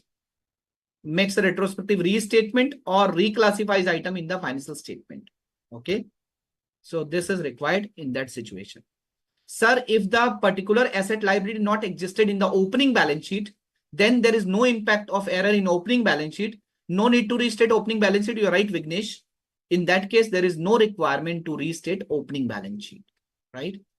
Sir, when error is material in prior period, of course, yes, Mamta, if the error is material in the prior period, you are required to correct this error retrospectively, right?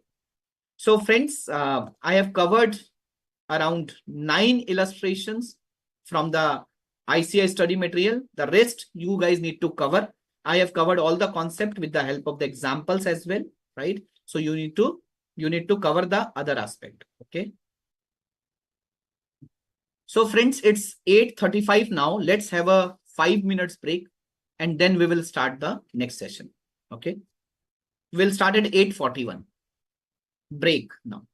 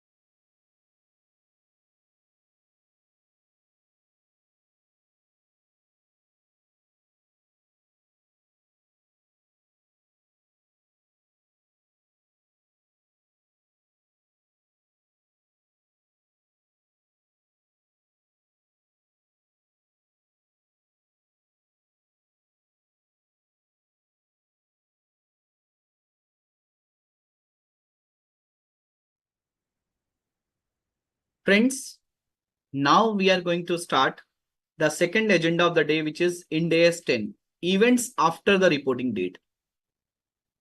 Friends, first of all, apart from this standard, whatever standard we'll talk about, we will be always talking about the recognition, measurement, presentation, disclosure, the accounting during the period. Accounting during the period means right from 1st April to 31st March, right?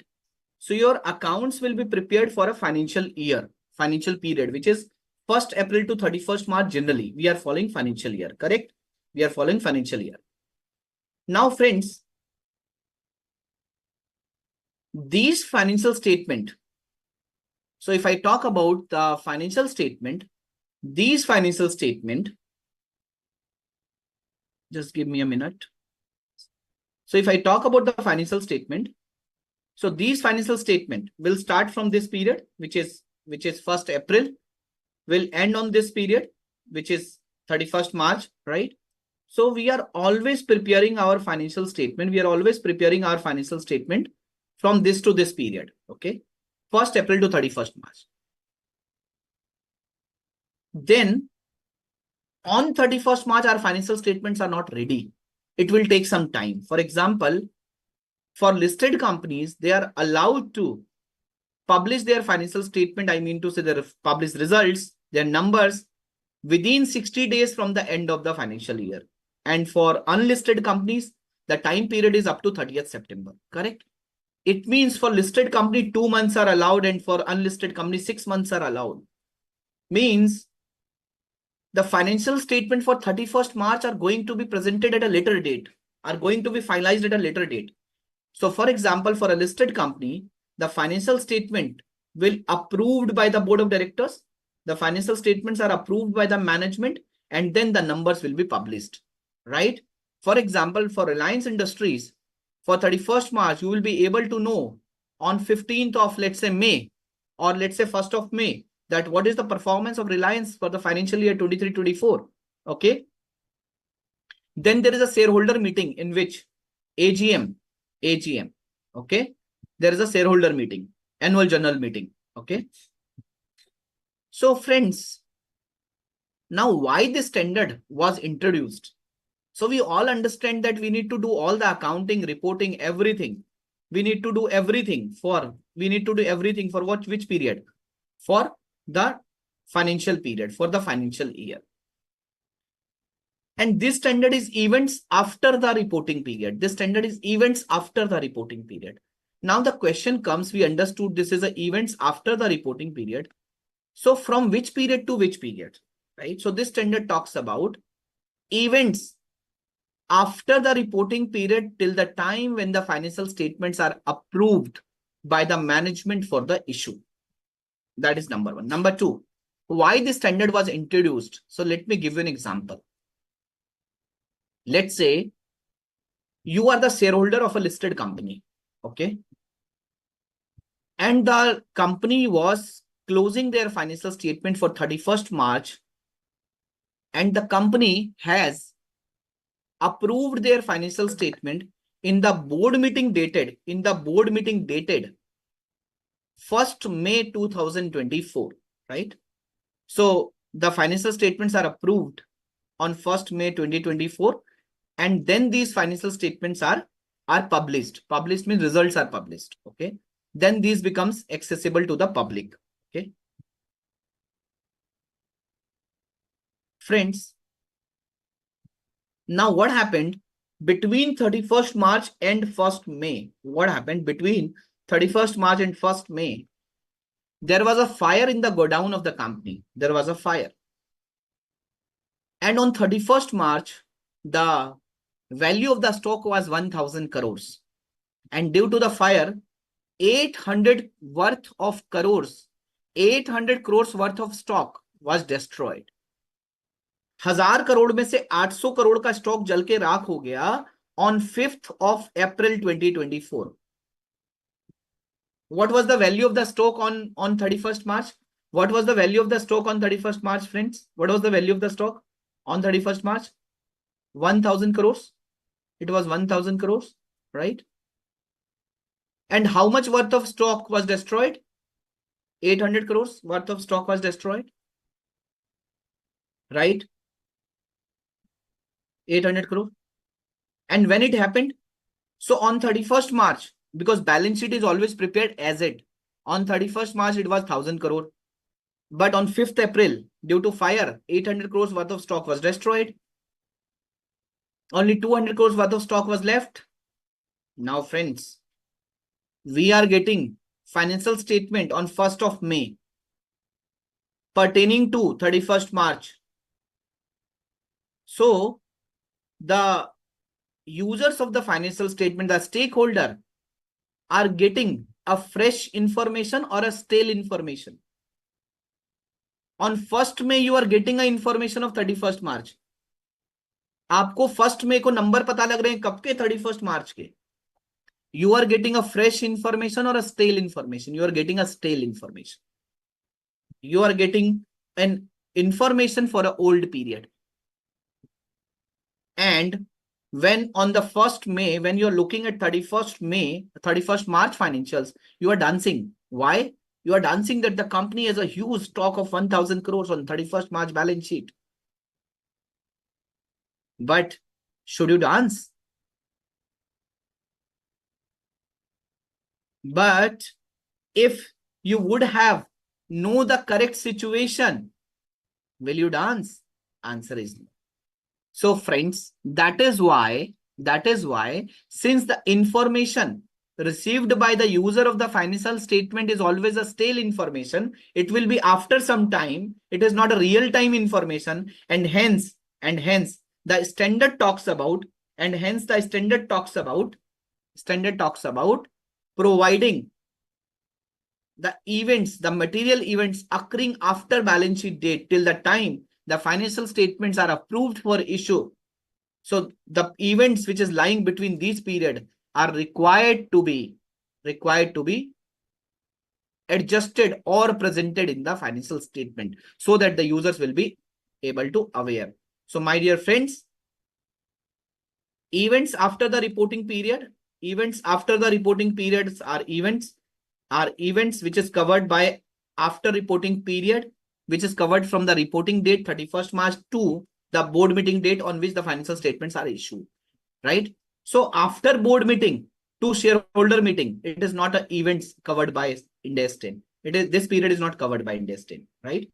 So events occurring after reporting period is always 31st March to the date when the financial statements are approved by the approving authority. In case of a company, approving authority is the board of director. What happens in case of partnership firm? It will be the partners. It will the meeting of the partners, right? Is that clear? Is that clear? Okay. So friends, objective and scope, as I discussed, this standard talks about when an entity should adjust its financial statement for events after the reporting period, right? So this standard defines two types of events, adjusting events and non-adjusting event. And this standard also talks about some disclosures, okay? And this standard also gives some guidance on a going concern, right? On a going concern. And this standard also provides a specific guidance on the dividend, going concern and dividend, right? So this standard requires either adjustment or disclosure of the subsequent events, of the events occurring after balance sheet date, right? But till which time? Till the time the financial statements are approved by the approving authority, okay? Now, what is events after the reporting date? And friends, this is not a new standard. You guys are already aware about AS4, right? In CA Inter, adjusting event, non-adjusting event, okay? Sir, what is meant by adjusting event? We understood events after the reporting period. Events after the reporting period are those events which are occurring after balance sheet date, but up to the approval of the financial statement. Sir, what is adjusting event? As simple as that. Adjusting events are those events which requires adjustment in the books of accounts. which are going to be adjusted in the financial statement. Sir, what is non-adjusting event? Non-adjusting event are those events which are not required to be adjusted in the financial statement. So one thing is very clear. Adjusting event require adjustment, right? Means it required passing of accounting entry in 31st March. And non-adjusting event does not require passing of accounting entry on 31st March. It requires only disclosure, right? So adjusting event requires accounting and disclosure. Non-adjusting events only require disclosure. Sir, what is meant by adjusting event? When can I say that it is an adjusting event? Adjusting events are those events where evidence of condition was available on the reporting date. Where evidence of condition was available on the reporting date. Non-adjusting event are those events where evidence of condition was not available on the reporting date. I'll take one example. The example which I have taken for fire, right? So on 31st March, the stock was 1,000 crores. On 5th April, there was a fire. There was a fire in the godown. 800 worth of stock was destroyed. 800 worth of stock was destroyed. My question was whether the evidence of condition was available for that fire on 31st March. क्या किसी ने जाके माचिस और kerosene का डब्बा रखा था? क्या इस फायर का एविडेंस ऑफ कंडीशन 31st मार्च पे अवेलेबल था? Can someone predict? Yes, on 5th April there will be a fire. No, the evidence of condition was not available on the reporting date, right? So it will be considered as a non-adjusting event, and hence only a disclosure is required in the notes to accounts. Second example. A company was closing the books of accounts for 31st March. The company was finalizing the financial statement. The company was finalizing the financial statement for 31st March. Okay. Now, you all understand there is a balance confirmation process. As an auditor, have you guys plotted some balance confirmation of debtors, creditors? Yeah. So as an auditor, you have circulated some balance confirmation of the debtors in the month of April, right? So in the month of April, when this balance confirmation was plotted, so the company found that one of the debtor was become insolvent in the month of March itself. But the company was aware in the month of April. So friends, whether evidence of condition was available on the reporting date, whether evidence of condition for the bankruptcy of that customer was available on the reporting date, it was available. The only thing is company was not aware. It was available. The company was not aware, right? And hence it will be considered as an adjusting event. And the moment before approval of the financial statement, the company was able to know that yes, oh yes, this debtor was become bankrupt. The company has to write off, or the company has to provide the entire debt, and the company has to take a provision for doubtful debt in the books of accounts. Is that clear?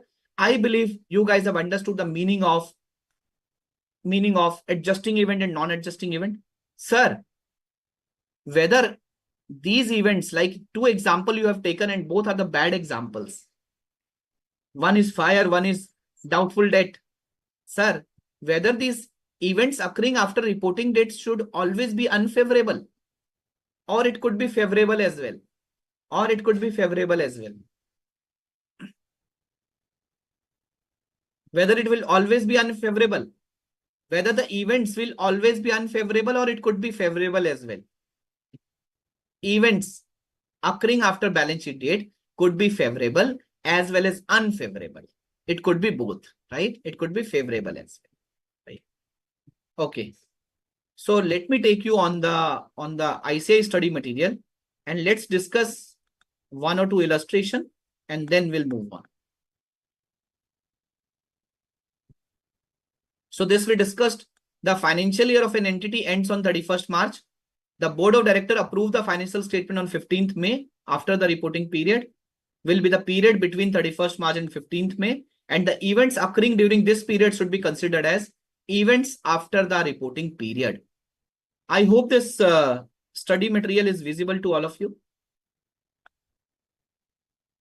I hope this is visible.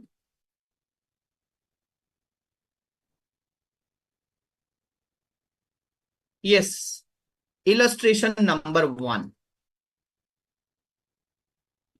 Friends, illustration number 1.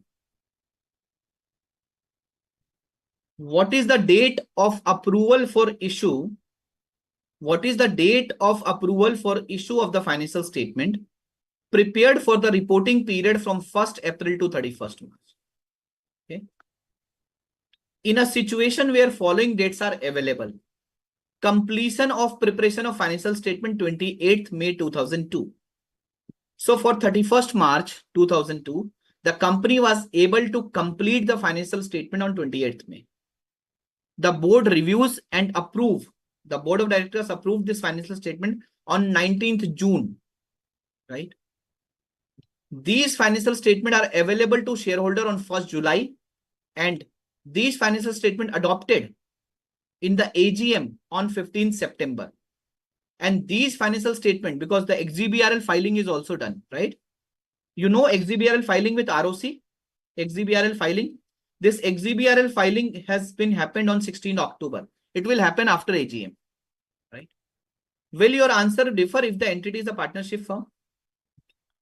So friends, 3 dates were given. Number 4 dates were given. Number 1, the completion of the financial statement. Number 2, the approval of the financial statement. Number 3, the availability to the shareholder through agenda. Number 4, adoption of the financial statement in AGM. Number 5, filing with the regulatory authority. What is the date? What is the date? What is the date up to which the events occurring after reporting period is going to be adjusted or disclosed? Tell me.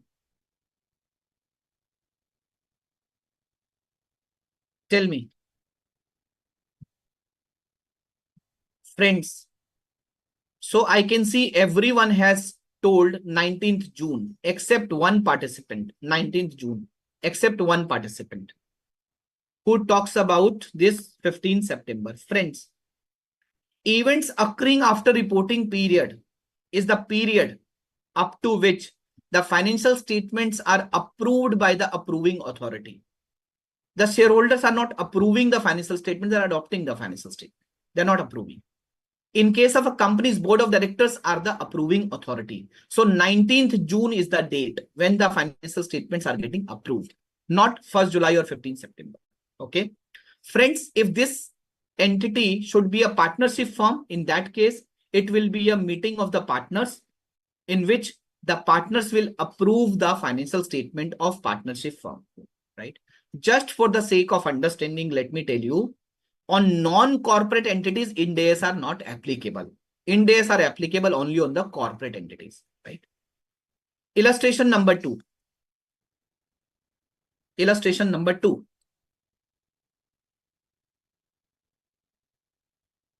ABC Limited prepared interim financial report, right? We were talking about annual, but listed companies are also preparing interim financial statement. Like in my Ind AS 34 session, I have shown you the Infosys condensed financial statement.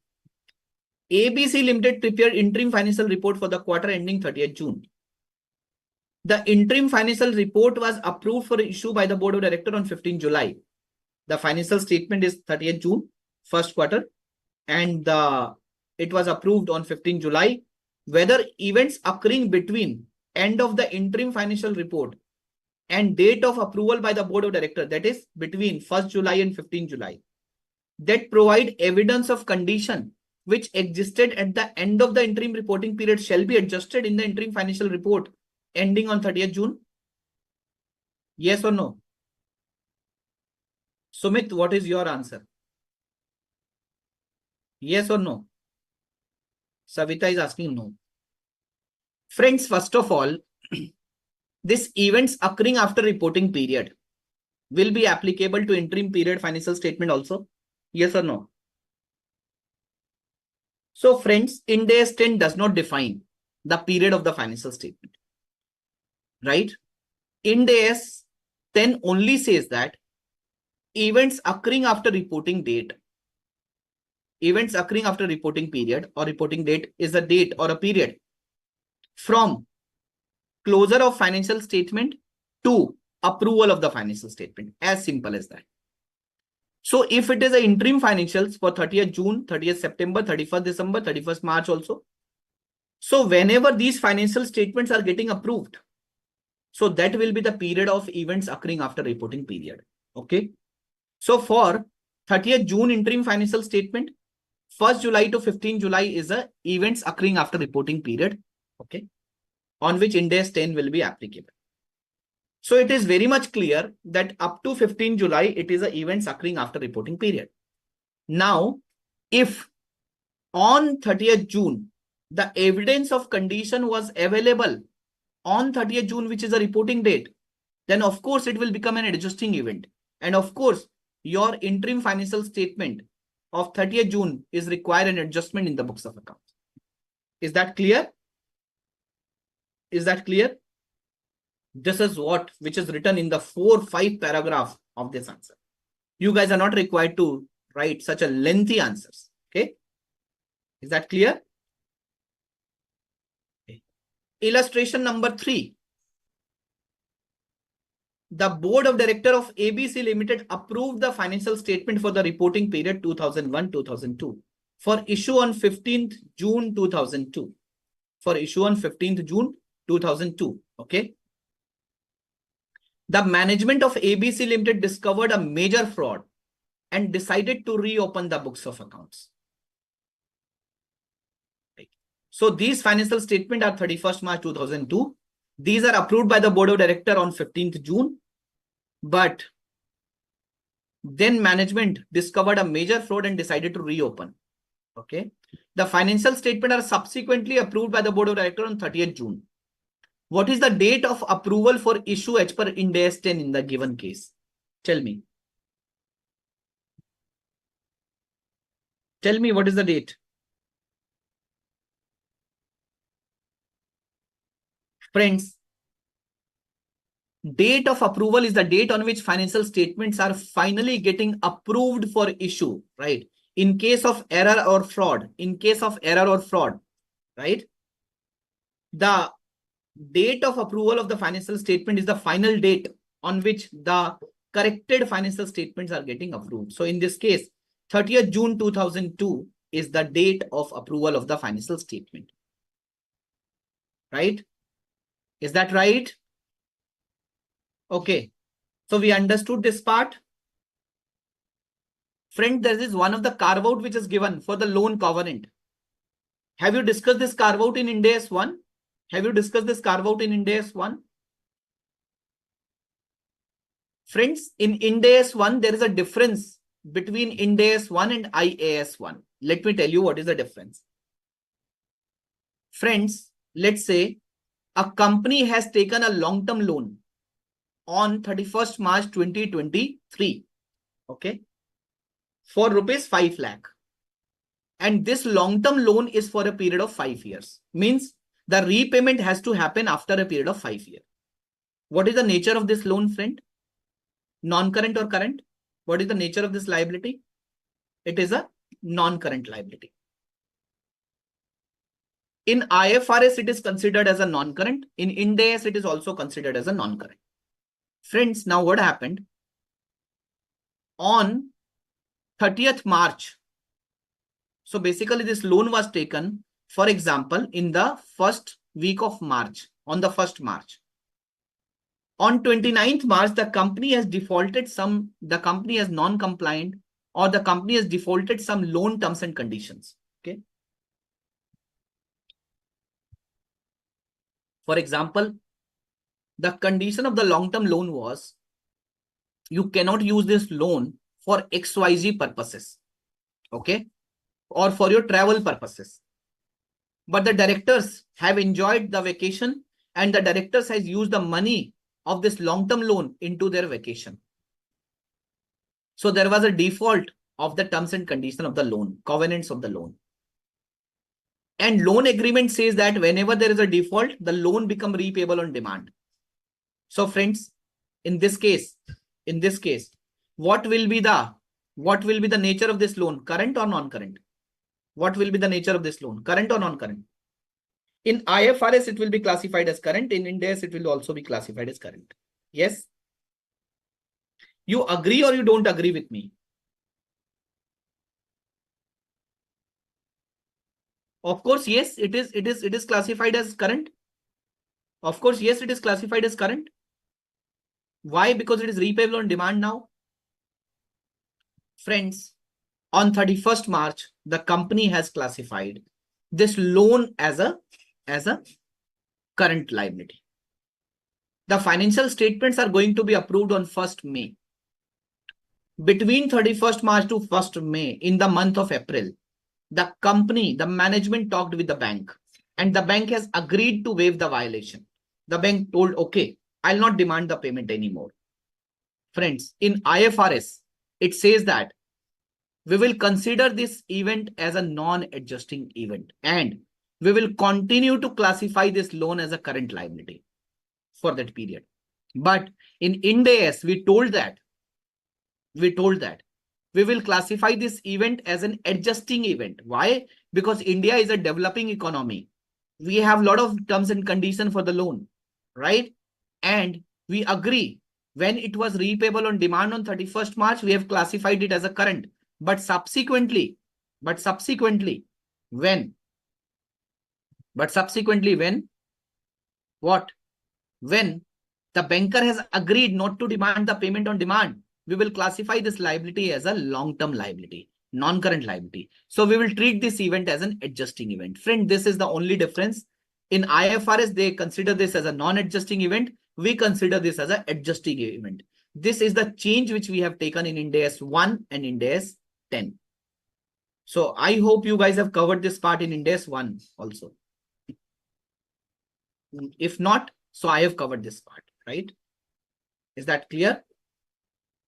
So this will be considered as an adjusting. Yes, this carve out is only applicable to the long-term loan, right? So adjusting event, we discussed that adjusting event could be favorable and could be unfavorable. Adjusting event are those events which suggest that evidence of condition was available on the reporting date, and your financial statement needs to be adjusted with the impact of the adjusting events. Example could be court case settlement. There was a court case which was going on 31st March, right? And after 31st March, but before approval of the financial statement, the verdict has come from the court, and the court has announced to compensate the other party. So in this case, the evidence of condition was available on the reporting date because the suit was going on, right? And the case was going on, and the hearing was happening, and the verdict has come before approval of the financial statement. It will be treated as an adjusting event, right? Or the bankruptcy of the customer, which will be aware after floating the balance confirmation. Or the company was doing a business combination. The company was purchasing some assets and liabilities. The company was purchasing assets. So the invoice of the asset came after 31st March. So it is again an adjusting event. So friends, in case of many companies, whatever profit they are earning, they are distributing the bonus, like 10% of the profit they are distributing between the employees. So of course, how come they will be know about the provision for bonus once they will close the financial statement, right? So provision for bonus on the basis of profit sharing is considered as an adjusting event. Okay. Discovery of fraud or error. If any fraud or error which will be discovered after closing period, after the reporting period, it will be, and of course, before approval of the financial statement, it will be considered as an adjusting event. Okay. What is a non-adjusting event? Just replica. Non-adjusting event are events where evidence of condition was not available on the reporting date, right? It could be favorable, it could be unfavorable, it could be favorable, it could be unfavorable. And hence, since for non-adjusting events, evidence of condition was not available, it will not be considered as a It will not be considered for the adjustment in the books of accounts. These non-adjusting events were only required to be disclosed. Okay. There are many examples. For example, sir, the verdict was announced after reporting period. Then why it is adjusting event, as there was no prediction with winning or losing the case? Ayush, the case itself provide the presence of obligation, right? And you are right. You are right that there was no prediction about winning or losing, and that is why the company was not created a provision, or probably the company was created only minimal provision, or company has shown it as a contingent liability. When I talk about evidence of condition, right, losing the case or getting the verdict, it provides you a situation that on 31st March, this case was litigated. This case was disputed on 31st March, right? So on 31st March, there was some evidence of condition that case can be settled either way, okay? And hence it will be considered as an adjusting event. So any major business combination after reporting period will be considered as a non-adjusting event. Announcing a plan to discontinue an operation after reporting period is considered as a non-adjusting event.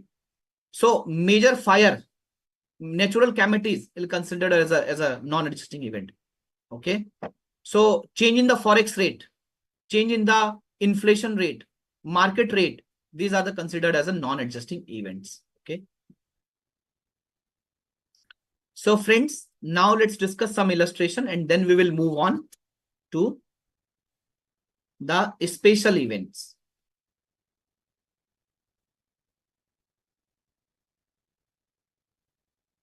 Illustration number 4. I hope this illustration is visible. I hope it is visible.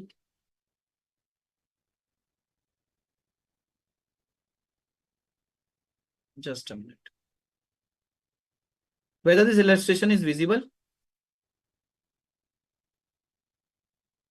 A case is going on between ABC Limited and GST Department on claiming some exemption for the year 2001-2.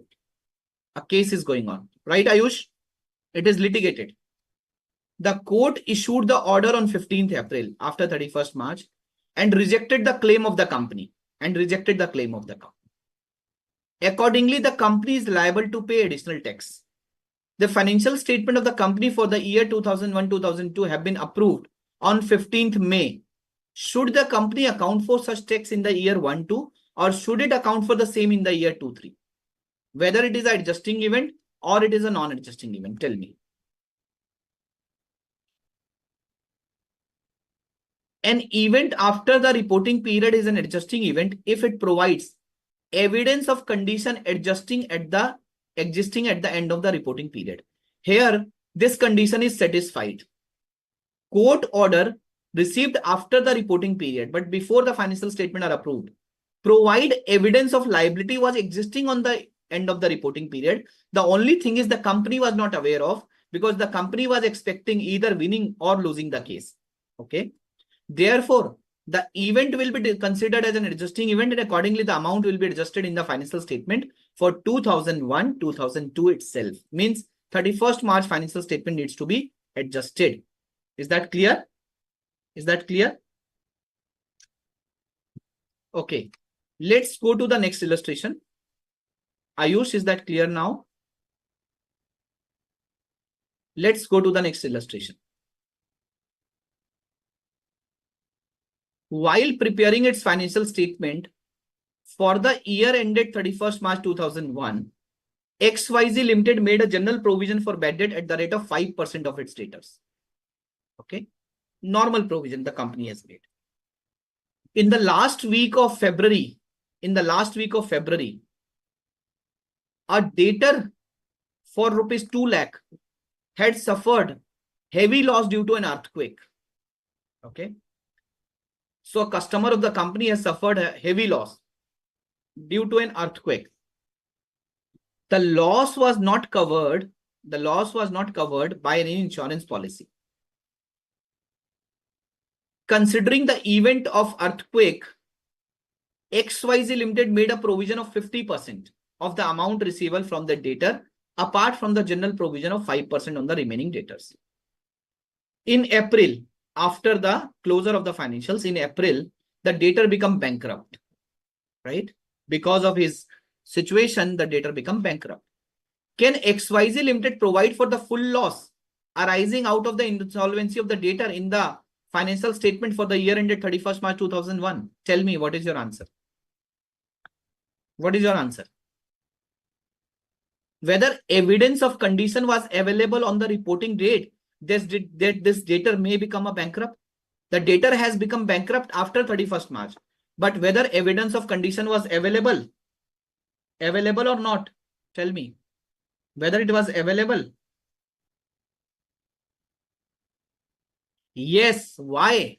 Because of this earthquake, the evidence of condition was available, right? And hence, once it got confirmed that the debtor become bankrupt, the company has to recognize the full loss in the financial year 2001 itself. Right? Would your answer be different if earthquake had taken place after 31st March 2001? Till 31st March 2001, this customer was a sound and solvent customer. This earthquake happened after 31st March. That is on in the month of April. Yeah. So whether your answer would be different if earthquake happened after 31st March and therefore XYZ has not made any specific provision in the context of the debtor and has made only general provision of 5%. Yes. In that case, it become a non-adjusting event. You're right, Nisha. It become a non-adjusting event, right? It becomes a non-adjusting event. Only disclosure is required. Only a disclosure is required, right? So friends, as per the definition of events after the reporting period in paragraph 8 of Ind AS 10, financial statements should be adjusted for events occurring after the reporting period, which provide evidence of condition existing on the reporting period. In the instant case, the earthquake took place in February, that is before reporting period. Therefore, the condition exists at the end of reporting date, although the debtor is declared insolvent after the reporting date. Accordingly, full provision for bad debt amounting to rupees 2 lakhs should be made to cover the loss arising due to the bankruptcy of the debtor in the financial statement for the year ended 31st March. In this case, assuming that the financial statement are approved by the approving authority after April 2001, XYZ Limited should provide for the remaining amount as a consequence of declaration of this debtor as bankrupt. Okay. Okay. Now, what happens if this earthquake happened after 31st March?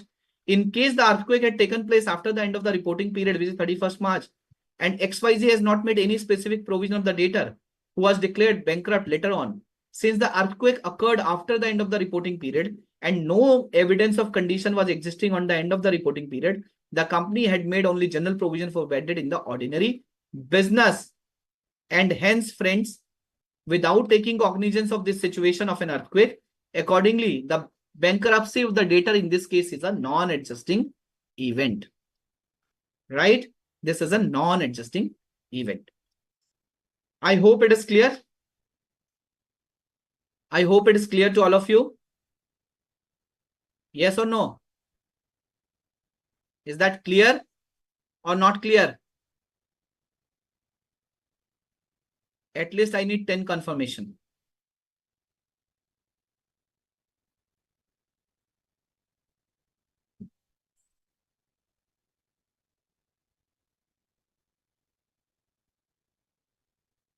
So friends, earthquake, if the earthquake happened after 31st March, in that case, there was no evidence of condition on 31st March. It will be considered as a non-adjusting event. Okay. And only disclosure is required. Doesn't matter whether the financial statement approval is pending or not pending. Of course, it is pending. That is why this disclosure is required. What is the events occurring after reporting period? End of the reporting period to approval of the financial statement. Now, whatever is happening in between these period, whether this require adjustment in the books of accounts of the reporting period or this requires only disclosure. That is what you need to decide. And how you will decide? If the evidence of condition is available on the reporting date, it is an adjusting event. If it is not available on the reporting date, it is a non-adjusting event. Okay. Clear? Now, friends, this standard talks about some special events like going concern. Friends, there was a company, okay? And it was a great company. It was a sound company. So thousands of crores of bottom line, top line, everything was great. The company was dealing in a product, okay? Plastic product.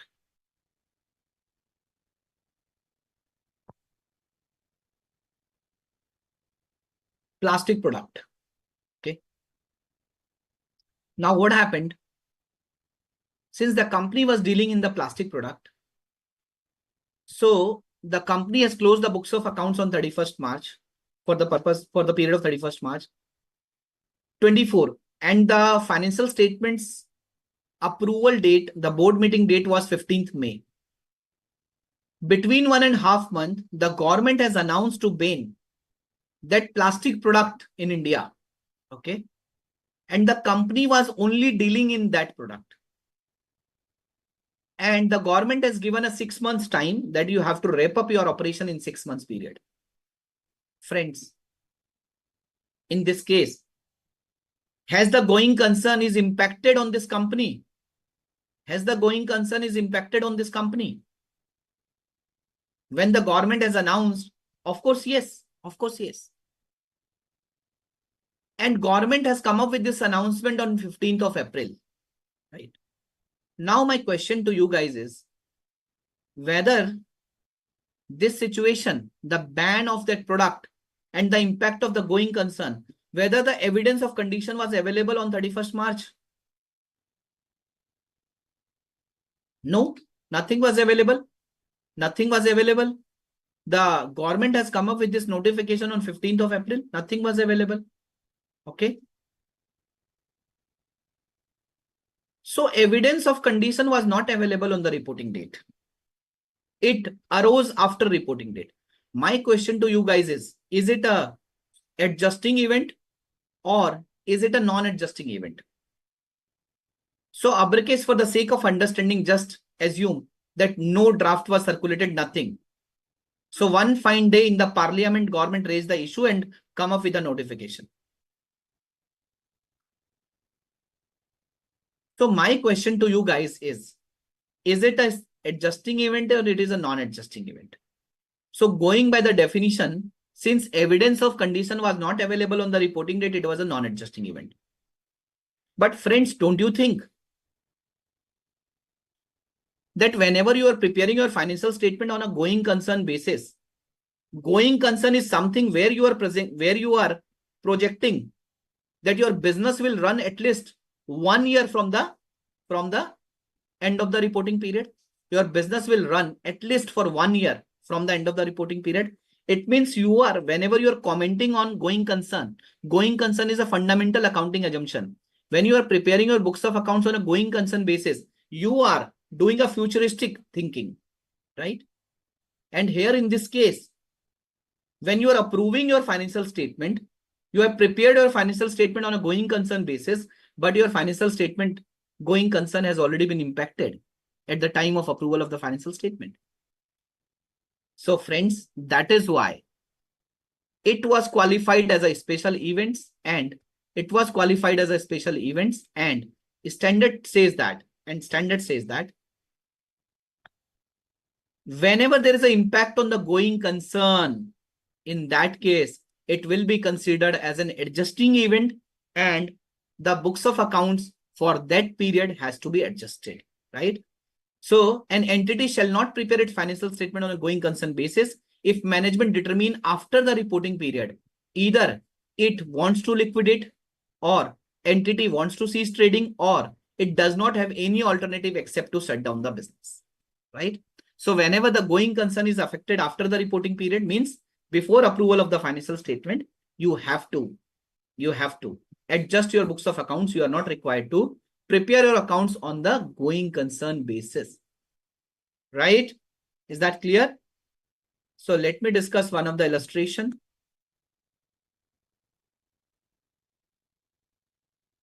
This was a simple illustration.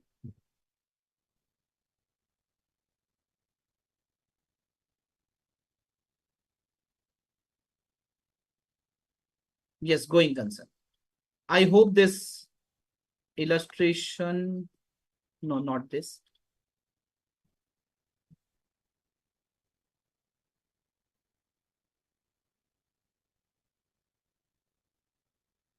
Illustration number 8. I hope this illustration number 8 is visible to everyone.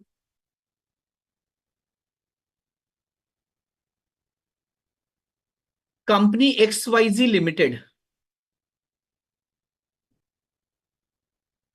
was formed to secure the tenders, floated by telecom company. So a company was formed, right? What? For the purpose of getting the tender which is floated by a telecom company. Okay. For publication of telephone directories. So this company is engaged in the publication of telephone directories. It bagged the tender for publishing directories for Pune Circle for 5 years. These telecom companies are divided into multiple circles across India. It has made a profit in 2001, 2, 2, 3, 3, 4, and 4, 5. So this company has made a profit in 1, 2, 2, 3, 2, 3, 4, and 4, 5, 4 years. Okay. It bid in tenders for publication of directories for other circle. So now 5th year has come. So this company was formed for the purpose of manufacturing or publication of telephone directories. And this company got an order in the Pune circle for 5 years. In the 4 year, the company was profitable. Now 5th year have come, right? So this is the last year of Pune circle. So now the company is also bidding in the tenders for the other circle like Nagpur, Nashik, Mumbai, and Hyderabad. But as per the result declared on 23rd April 2005, means after 31st March, the company failed to bag any of these. The company does not got any order in other circles. And its only activity till date is publication of Pune directory. The contract for publication for Pune will expire on 31st March 2005. The company is preparing the financial statement for 31st March. And after 9 months, this Pune business will expire and company does not have any business in hand. The financial statement for the financial year 2004-5 have been approved by the board of directors on 10th of July. So directors are approving this financial statement on 10th of July. The result have come on 23rd April and no circle was allotted to this company. The company does not have any order in hand. And the date when the financial statements are getting approved, right? The company has only one business which will finish by 31st December. Whether it is appropriate to prepare financial statement on a going concern basis? Tell me. Yes or no? Of course, not appropriate. Not appropriate. Why? Because the company does not have a future for more than 1 year. In the next 9 months, whatever business the company is having, that will be finished off. Okay. So the company should not prepare the financial statement on a going concern basis. Okay. The going concern has been impacted. Okay. The going concern has been impacted. So in this case, the company is not required to prepare the financial statement on a going concern basis. Is that clear? Next illustration, illustration number 9. In the plant of PQR Limited, there was a fire on 10th of May in which the entire plant was damaged. And the loss of 40 lakh is estimated. The claim with the insurance company has been filed and a recovery of 27 lakh is expected. When the fire was occurred, 10th May. What was the estimated loss? 40 lakh. What is the insurance claim for which the amount has been filed? A recovery of 27 lakh is expected. The financial statement for the year ending is 31st March were approved by the board of directors on 12th June, right? So the date of approval is 12th June. The closing date is of course 31st March. So how should it be disclosed? Tell me how this is going to be disclosed. Whether it is an adjusting event or non-adjusting event. Tell me. Whether it is adjusting event or non-adjusting event. It is a non-adjusting event. But there is a major fire. You need to check whether this fire will impact on a going concern of the company. If that will be the impact on the going concern, means whether the company will be able to do the business in future or not. If it is an impact on the going concern, it will become like an adjusting event. But if there is no impact on the going concern, of course, it will be considered as a non-adjusting event and only disclosure is required to be made. Right? Is that clear? Is that clear, friends? Now coming to the dividend, friends. You must have seen. For example, the financial year is 23-24, 31st March 24. The board meeting date is 15th May 2024. And the company has recommended or the company has declared the dividend for the financial year 23-24 on 15th May 2024. So friends, whether this dividend declaration will be adjusting event or non-adjusting event. It will be a non-adjusting event. Dividend declared after the end of the reporting period are not recognized as these are the non-adjusting event. These are only required to be disclosed. Why? Because the evidence of condition was not reporting on the reporting date, right? The directors have not declared this. The directors have declared on the board meeting, right? So even though if you are the shareholder on 31st March for Reliance, for example, Reliance has declared dividend on 15th May and you have sold your shares in the month of April, will you get the dividend? Will you get the dividend? Answer is no. Whomsoever is holding the share on the record date, which will come after the approval of the dividend. So those persons will be entitled to get the dividend. So dividend will be considered always as a non-adjusting event. And it is quite simple also, right? Is this not applicable to interim dividend? Answer is, it is applicable to interim dividend also. Friends, if within the year the company has given the interim dividend, तो वो तो within the year ये कोई non-adjusting event की बात ही नहीं है, right? It will be adjusting, non-adjusting from the perspective of interim period perspective. But if the company is declaring dividend after closure of the financial year, whether it will be accounted in the last financial year or the current financial year, it will be accounted for in the current financial year. Okay. Clear, Ayush? Clear or not clear? What are the disclosures? There are two disclosures. Number one, you have to disclose the date of approval of issue. Means you have to disclose the board meeting date. The date when the financial statements are approved. Number two, you have to disclose who is the approving authority. So how the company writes? The company writes, the board of directors have approved the financial statement of Infosys Limited in their board meeting dated 18.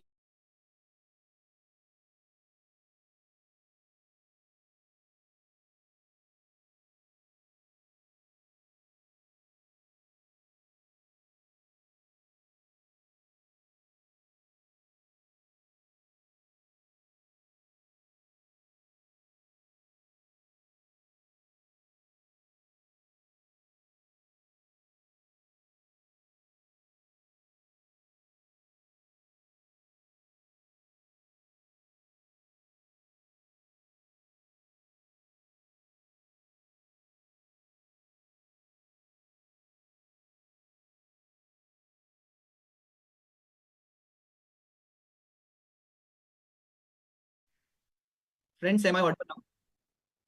Am I audible now? Okay, there was a power cut. Okay. Yes. So friends, date of approval of the financial statement and approval and approving authority.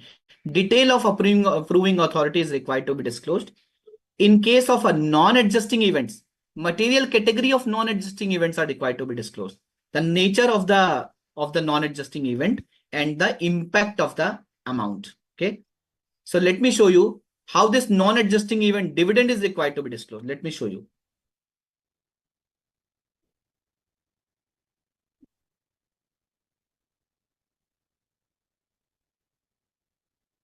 So let me show you the disclosure of JSW still. Yes, subsequent event. So friends, this is the real life of JSW Steel. Okay. You can see an extract from the annual report of JSW Steel for the year ended 31st March. Subsequent event means events occurring after reporting period. On 21st May 21, the board of directors recommended a final dividend of 6.50. Okay. The board of directors has recommended a final dividend of this much per equity share of ₹1 each, which is subject to approval. And if approved, the dividend would result in cash outflow of 1,571 crores. Right? So they have given the nature of the non-adjusting event and the estimated impact. The second non-adjusting event. On 13th April 2021, JSW, a wholly owned subsidiary, JSW is still Italy, a wholly owned subsidiary of the company, completed the acquisition of remaining equity shares representing 31% equity share capital of this company for a consideration of €1 million. Consequent to this, this company has become a wholly owned subsidiary. So this is a business combination which has happened after reporting date, right? So this is the example. Now let's discuss an illustration also.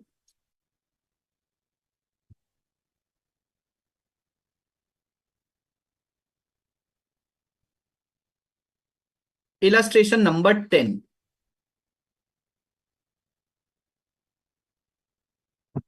Am I audible now?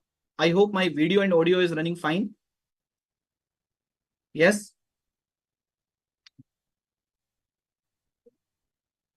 Okay. So friends, illustration number 10. ABC Limited declares the dividend on 15th July 2002 as a result of year 2001-2 as well as quarter 1 ending 30th June 2002 are better than expected. Okay. The financial statement of the company are approved on 20th July 2002. So 31st March is the reporting period. Date of approval is 20th July. Means from 1st April to 20th July is the events after reporting period. Will the dividend be accounted for in the financial year 2-3 or will it be accounted for in the year 1-2? Is it an adjusting event or non-adjusting event? Of course, it will be a non-adjusting event. It will be accounted for in the year in which the dividend is declared, not in the year for which the dividend is declared, right? So the dividend was declared in the year 2002-3. Therefore, the obligation towards dividend did not exist at the end of the reporting period, which is 31st March 2002. Therefore, it will be accounted for in the year 2-3, not in year 2001-2. Even if the financial statement for 1-2 were approved after declaration of dividend, it will, however, be disclosed in the notes to the financial statement in accordance with Ind AS 1 and Ind AS 10. Okay. Is that clear? Is that clear, friends? Clear or not clear? So these were the set of disclosure. Now quickly, I'll discuss some examples and I just test your knowledge. Which of the following events are going to be adjusted? Which of the following events are going to be adjusted and which are non-adjusting? Reporting date is 31st December. Remember, this reporting date is not 31st March, it is 31st December. Number 1, significant disposal of major subsidiary after balance sheet date took place in the month of February, means after reporting date. The gain on disposal was 20 million. Tell me, is it is an adjusting event or non-adjusting event? Adjusting, non-adjusting. Significant disposal took place after reporting date. It was not took place on the 31st March, 31st December. Savita, Vignesh are saying non-adjusting. What about others? Sumit is saying adjusting. What about others, guys? Just you need to write adjusting, non-adjusting. This is what you need to write. Friends, this is a non-adjusting. This is a non-adjusting, right? This is a non-adjusting. Okay. So in case of a major, you remember I have shown you discontinuation of an operation, announcing the discontinuation of an operation. Yes, major business combination. If this happens after reporting date, if it was concluded on the reporting date and only the measurement part was going on, then it will be adjusting event. But if this took place After reporting date, it will be considered as a non-adjusting event. Okay. Management board took decision on 30th December before reporting date to dispose significant part of business and announce its plan on 28th February. Friends, when you read Ind AS 37, there are two kinds of obligation. One, legal obligation. Second, constructive obligation, right? And for any kind of restructuring, the constructive obligation arise when and only when the board will announce the plan. The board will announce the plan. Okay. If the board will take decision and keep it at themselves only, it will not be considered as a constructive obligation. So the constructive obligation only arise when the board will announce. In this case, for disposal of a significant part of business, right? The plan was announced on 28 February after reporting date, right? Not before reporting date. And hence it will be considered as a non-adjusting, right? So if you read, once you read Ind AS 37, provision contingent liability standard, you will be able to understand this. Okay. The company had marketable investment, the value of which deteriorated as a result of global crisis, which was started in the month of February. The company has a marketable investment on 31st December, and the value was majorly deteriorated due to the global crisis. Adjusting, non-adjusting. Yes. Non-adjusting event. Non-adjusting event. As of 15th January, a major fire took place. And significant portion of asset is now impaired. It caused a significant disruption in daily activity and a loss of currency, 12 million of assets in book value terms. The company will need to borrow new funds to restore its operating capacity. Friends, major fire took place on 15 January, adjusting, non-adjusting. This major fire is a non-adjusting event, but in this case, you have to see if there is an impact on going concern, then it will be adjusting. If there is no impact on going concern, in that case, it is non-adjusting. Assuming there is no impact on going concern, it will be considered as a non-adjusting event. Question number 5. A major fire post-reporting date. Anila has beautifully answered. She has written non-adjusting. If going concern, then it will be adjusting. Question number 5. A major fire post-reporting date destroyed most of the company's asset. All production lines are no longer operative. To date, the company could not borrow new funds to restore its operating capacity. The directors have not yet decided about the future of the company. Tell me, fire, non-adjusting. But what is the answer of 5? But this has an impact on a going concern. This has an impact on a going concern, right? So it will be considered as an adjusting event. Correct? It is written in the question itself. It destroyed most of the company asset. All production line no longer operative. To date, the company could not borrow new funds.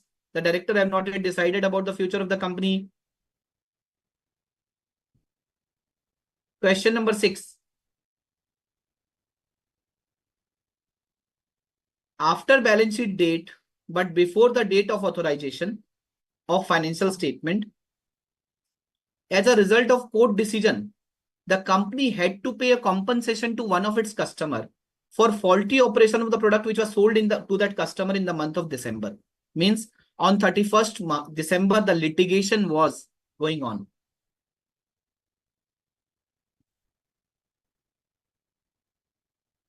Yes, it will be adjusting event. One of the employee died as a result of food poisoning during work sometime in January. On 28 March, the court decided that the company was liable of the food poisoning and awarded 1 million in compensation to the widow. Adjusting, non-adjusting. This event of death due to food poisoning, this event arose after reporting date, right? So it will be a non-adjusting. Few students are asking about the question number 2. Sir, management board took decision on 30th December to dispose of significant part of business and announced its plan on 28th February. Okay. Friends, what happened generally? There is a concept of constructive obligation, right? Which is defined in Ind AS 37. And the concept of constructive obligation comes into picture only when the company has announced the plan to the aggrieved party. Only when the company has announced, right? So in this case, the company has took the decision, but the company has not announced, right? If the question would have been silent, अगर question में सिर्फ इतना लिखा होता कि management board took a decision and dispose of the significant part of the business in the month of February, correct? In that case, we will assume that it is an adjusting event. But in question, it is specifically written that the decision was taken, but the plan was only announced in the month of February. And friends, going by the definition given in Ind AS 37, this constructive obligation only arises in the month of February, and hence it will be considered as a non-adjusting event for the financial year ending on the month of in the month of December, right? Is that clear? Is that clear or not clear? Right? Is that clear? This is due to the definition which is given in Ind AS 37. Now, question number 6, friends. There was a litigation which was going on with a customer on 31st December. So case was going on. So it means there was an obligation, but the obligation was not confirmed. The obligation confirmed after December, before approval of the financial statement, when court has decided to give a compensation to the customer, right? So it means evidence of condition was available. Evidence of condition was available, and this was confirmed after reporting date. Okay. So friends, in this case, it will be considered as an adjusting event, right? Difference between Ind AS and AS, friends, in AS it is AS4. The only difference is the non-adjusting event are required to be disclosed in the financial statement in accounting standard. It does not talks about notes to accounts. It talks about board of directors report, right? And the last slide, your favorite slide. Thank you so much, friends. And friends, we discussed two type of event: adjusting event, non-adjusting event. Both event could be favorable, could be non-favorable, right? So events occurring after reporting date is from the closing of the financial statement to the approval of the financial statement, right? This is the events after reporting date. If it is an adjusting event, adjusting events are required to be adjusted. Non-adjusting events are not required to be adjusted. It only requires disclosure. So friends, in today's session, I have covered around 17, 18 illustrations from ICAI study material. I have covered a lot of examples from my side. And I have also shown you the ONGC financial statement for change in accounting policy. And I've also shown you some extract from the annual report of Indus Towers Limited and JSW Steel Limited, right? In Ind AS 8 and Ind AS 10 from the study material. I hope you have enjoyed the session. If you have any question, I would be happy to answer. So thank you, Jeannie. Thanks for the feedback and glad that you enjoyed. If you have any question, you can unmute yourself and you can ask the question relating to Ind AS 8 and Ind AS 10. Thank you, Kishan, for the feedback.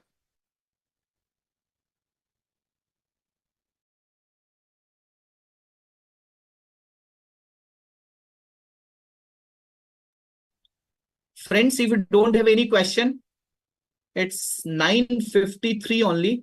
So no doubts, many students have confirmed. Let me look at the query box also if there is any doubt. No doubt is there. So thank you so much, friends. Have a great day. Thank you so much. Bye-bye. Take care. Yes, sir.